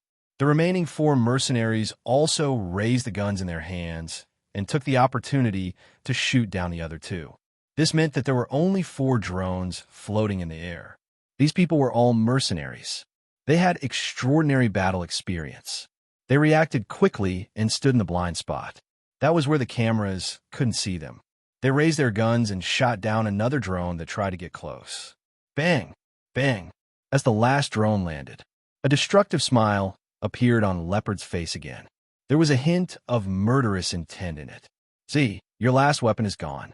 Aren't you going to come out?" There was no sound. After a burst of smoke, the castle became very quiet. However, the quieter it was, the more vigilant the people were, the more alert they would be. Bogio smiled. She held a metal rod in her hand and wore a black mask. Then she lifted her long legs and sat on a black tomahawk. Before she left, she pressed her finger down. The drone that had fallen to the ground suddenly exploded with a loud noise. The 5 mercenaries, who were still feeling smug, were blasted far away. Leopard, who had just boasted, felt dizzy. He swayed back and forth. He wanted to stand up, One of the mercenaries who wasn't injured shouted, "Boss!" Before he could raise his head, the sound of a motorcycle came from his right. It wasn't coming from the first floor. It came from the middle of the forest. It lifted the front wheels and rushed into the living room. Then it raised its metal rod. It waved it elegantly. There was a loud bang. Leopard was knocked to the ground by the stick. It was so painful that he almost stopped breathing at that moment. He shouted, "Shoot!" But in reality, when a mercenary saw the black motorcycle rushing towards them, his fingers were already numb from the shock. He didn't know where the youngster got her viciousness from. Before he could even react, an iron rod was already in front of him. When Bogio did this action, the moment she swung the rod, there seemed to be a sharp gust of wind. Her jacket flew up along with it. He was dressed in a black leather suit and looked very cool. Coupled with his silver hair, he looked very handsome. The moment the mercenary fell, the deepest impression he had was the pair of deep and pure eyes under the black mask. It was too dark. It was so dark that he could only feel the indifference in it. He remembered the warning they had received before they came. That warning was like this: "You can offend anyone but young Lord Z of the hacker world." But they didn't care. Wasn't he just a powerful person on the internet? Could he be more powerful than them in real life? But now, the mercenaries regretted it. They were wiped out. There were more than 10 of them, and they entered the castle. They were beaten up by a single person and didn't even have the strength to retaliate. In the hall, Bogio held the handlebars of the motorcycle with one hand and stopped with a beautiful swing. One of her long legs stretched out and the tip of her foot was on the ground. She looked down at the mercenaries lying on the ground. At that moment, they felt that they weren't looking at a hacker, but a Grim Reaper from a comic. A Grim Reaper with an outstanding aura and holding a metal rod. Bogio exerted force with her left hand, and the motorcycle slid forward. She stopped in front of Leopard. "Someone like you is actually alive. It seems like throwing you in jail isn't enough." Z. Leopard hated this person to the core. At this moment, even his shout was filled with anger. His chest was heaving up and down as though he was going to fight someone with all his might.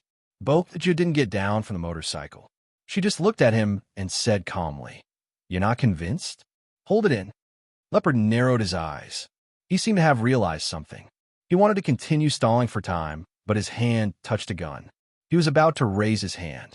Bogio swung the rod again. This time, it hit his wrist. There was a crisp sound. Then, she swung the rod again. Leopard was in so much pain that his body curled up. He broke out in cold sweat, and his entire body twitched a few times. He lay there and didn't get up again. In the end, there was only one mercenary left. The mercenary was extremely afraid. He should have listened to Kos. He shouldn't have barged in. He would definitely die, too. Go back and tell the person who hired you that they don't have to look for me anymore. I will go and look for them." The mercenary heard the sound of the metal rod sliding across the floor. He looked at the tall and straight youngster standing against the light. When he opened his mouth, the taste of blood filled his mouth. He didn't dare to make another move, even though the gun was right beside his hand. The mercenary knew very well that the girl who had instructed them to follow behind them must have escaped. They thought that it was foolproof and that they would be able to quietly destroy Z's nest. But who would have thought that they would be the ones being destroyed? That wasn't all. They didn't even see each other's faces. The mercenary watched as the pure black tomahawk made another turn. Just like when it came, it was extremely swift and fierce. The only thing that could be seen was the gust of wind behind the youngster the moment he took off his black mask. The mercenary's thoughts were right. When things were too late, Fanjia had already escaped in the car. Fanjia had already fled in her car. It could be described as deathly pale. It could only be described as deathly pale. She also didn't expect that Z would be so cunning. When she was attacking the network, Z showed her a fake IP. She didn't expect Z to be so cunning. When she was attacking the network, Z showed her a fake IP. Fanjia had always thought that Z was on the first floor, but in reality, Z wasn't even in the castle. Fanjia had seen the figure jump out. From the start, she had wanted to move, but she realized that everything was too fast. Every time the metal rod landed, she could almost hear the sound of bones breaking. She couldn't handle such skills. She had thought that Leopard's sneak attack would succeed, but Fanjia tightened her grip on the steering wheel. Her gaze was dark. The more Z behaved like this, the more she hated him.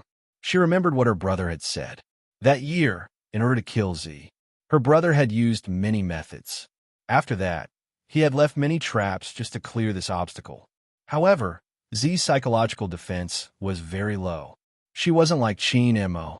If Qin Mo hadn't appeared at that time to block the hypnosis for Z, Z would have been crippled. Hence, her brother had always been afraid of Qin Mo. Even after being hypnotized, he was still able to control himself at that moment. But the past was the past. Now was the present. In Qin Mo's heart, the most important person to him was already dead. The most important person to him was already dead, which meant that he had a psychological defect a long time ago. She had to think of a way. She had to think of a way. She had to get Qin Mo first. When the time came, she would use Qin Mo to deal with Z.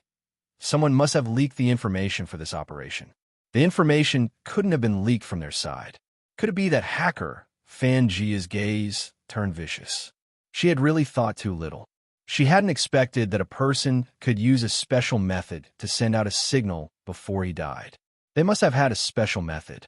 Otherwise, she would have been able to discover it when she was monitoring the other party's network. No matter what, she wouldn't let Z continue to live. It would be best for Qin Mo to deal with Z.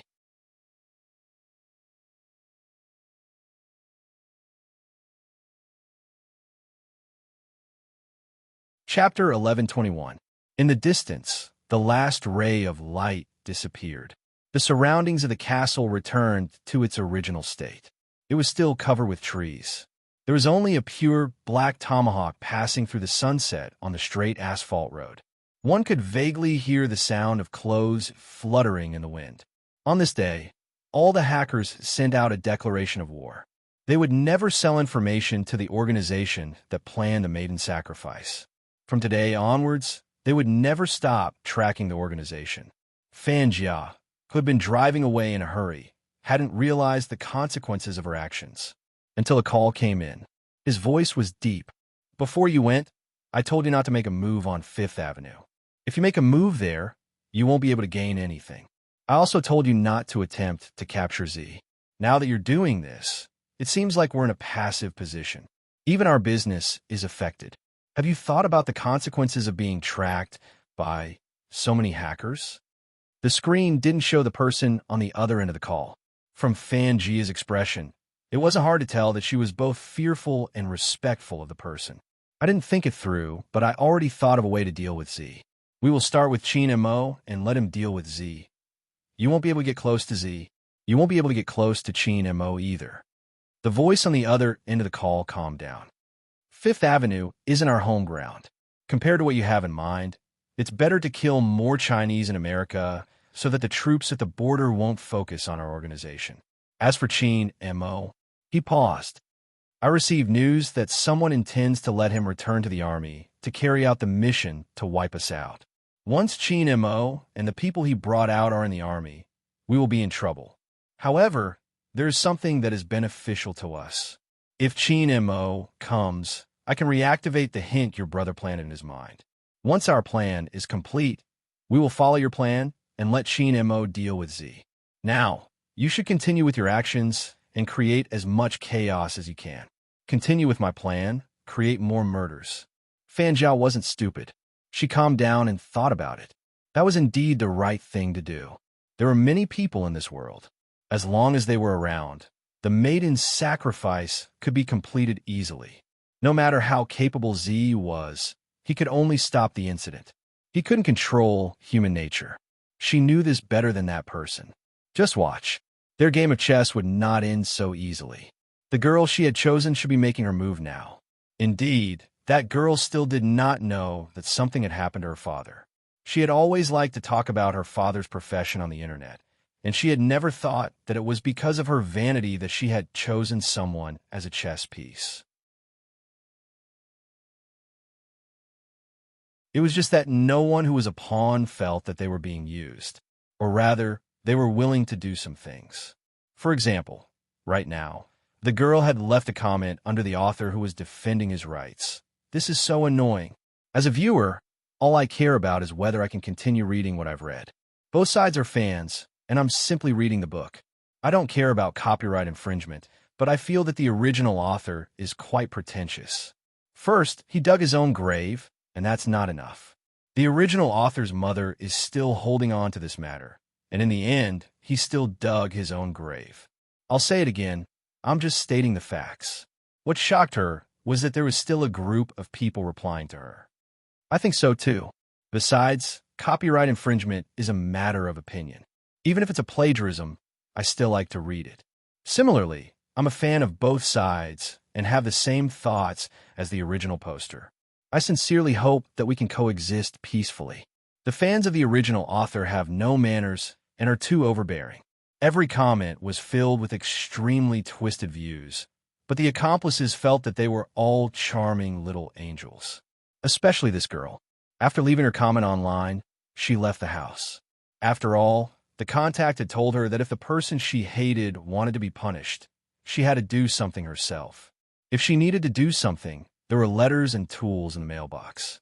As long as she went to retrieve it and follow the method provided, it would be fine. It was obvious that the girl was very happy. It was really enough of those people who claimed to be righteous on the internet. These people were either too young or a bunch of poor villagers who did not even have the most basic upbringing. She had only said a sentence that couldn't be any more normal, and those people said that her values were not right. The internet was really too violent. However, this did not affect her at all. She had never been able to communicate with stupid people. But until today, why hadn't her father transferred her money? Didn't he know that her expenses abroad were very high?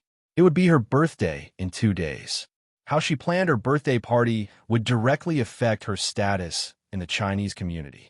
It had not been easy for her to get to know her current group of friends. If the money was not in place, the people in the circle would definitely think that her family was not rich enough. At the thought of this, the girl became slightly annoyed. She decided to call her family to hurry up and give her money after she took the things in the mailbox. The mailbox in the school was very long. It was like a small cabinet. After opening it, the things inside could be seen. The girl's lips were still curled up until she opened the cabinet door. Suddenly, the sound of a bell rang out. It was as if her action had touched a switch. It was indeed so. Because someone was waiting for him here. They were all detectives. When they saw that the person who came to the mailbox was really a girl, their eyes all widened. After all, the prediction was too accurate. The man who was leading the team was relatively calm, because he knew very well how capable Qin was. When Qin came to find him, he had a premonition that the case was about to be solved. As expected, but after seeing the girl's innocent appearance, he couldn't help but ask, "Qin, how did you lock onto the target?" When the girl heard this sentence in English, she subconsciously looked in that direction. There was a silhouette standing against the light. The silhouette had one hand in his pocket and was leaning against the mailbox. He exuded an aura that did not belong here. I've used the killer's method to try to contact someone. Whoever comes to the mailbox to get something is obviously an accomplice in the next case. Qin Mo walked out, his figure becoming clearer and clearer. The girl finally saw the outline of his face clearly. She had never encountered such a thing before. He was surrounded by so many police detectives in America. The girl's face was pale, and she kept shouting that she wanted to see the people from the consulate. Qin Mo didn't even want to look at her, even though he knew that there was a high possibility that she would be sent back due to lack of evidence. After all, she wasn't the murderer. However, this kind of person was no different from a direct murderer. Ever since the case appeared, Qin Mo had been wondering if these people were related in some way. After all, the mastermind behind all of this would not just find a random person to help him. Therefore, there must be some kind of connection between them. He didn't think of it, really think through the most important thing. It was when he was about to leave the castle. He pulled up all the information on a certain person's computer and opened a previous preview record. All the people who were chosen in a certain case were either defending the thief, feeling that infringement didn't matter, or saying that they were fans of both sides. They had something in common. These people were accomplices in the beginning, but in the end, they were targeted by the murderer and cleaned up. They had something in common. All of them had made similar comments. And before they died, all of them had looked for this person, saying that they didn't like the person they saw and wanted to teach that person a lesson. The reply they received was that they needed to do something personally. After doing these things, they would be cleaned up by the new people, an endless cycle of evil. And after finding this common point, Chin Mo asked Fatty to filter countless, only locking onto the foreign IP. After locking onto them, he asked Fatty to send each of them a message. The content was sent in a grid, and the words were exactly the same as the content they had received previously. There was always a person behind this case who had never shown his face. It was this person who had never shown his face, using the darkness in everyone's hearts to carry out the murder. And if he wanted to make someone an accomplice, the last step would be to let them use the mailbox to get the tools. After Chin Mo grasped this point, he sent a message and waited for the person to come by the mailbox. The girl still wanted to argue, but it was already useless. The police detectives here weren't to be trifled with. Faced with such a vicious case, they all made the best adjustments. In just one day, using the method Chin Mo said, they caught no less than 6 Chinese girls in various places where they studied and grew up. Once this cycle was broken, it would be difficult to reconnect. But the police detectives in charge of this matter still felt a chill down their backs. If these 6 people weren't arrested by them, it meant that there would be the next victim.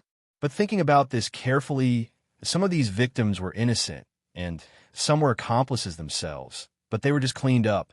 If it hadn't been for those accomplices, the first victim wouldn't have died. In other words, this was a case of an accomplice harming people. Compared to the direct murder of a murderer, it made people's hearts heavier. It was difficult for them to type out such a report and hand it in. Fortunately, this evil cycle was broken by them. If it hadn't been for Chin, they wouldn't have thought it would be such a case.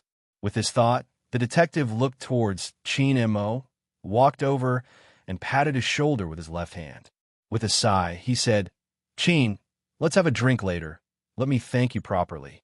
You're tuning in to the Romance Rendezvous YouTube channel. We're so grateful for your support, and don't forget to subscribe to join us on this incredible journey through captivating stories.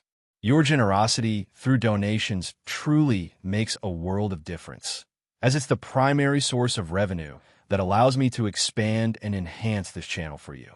Thank you from the bottom of my heart for being a part of this adventure.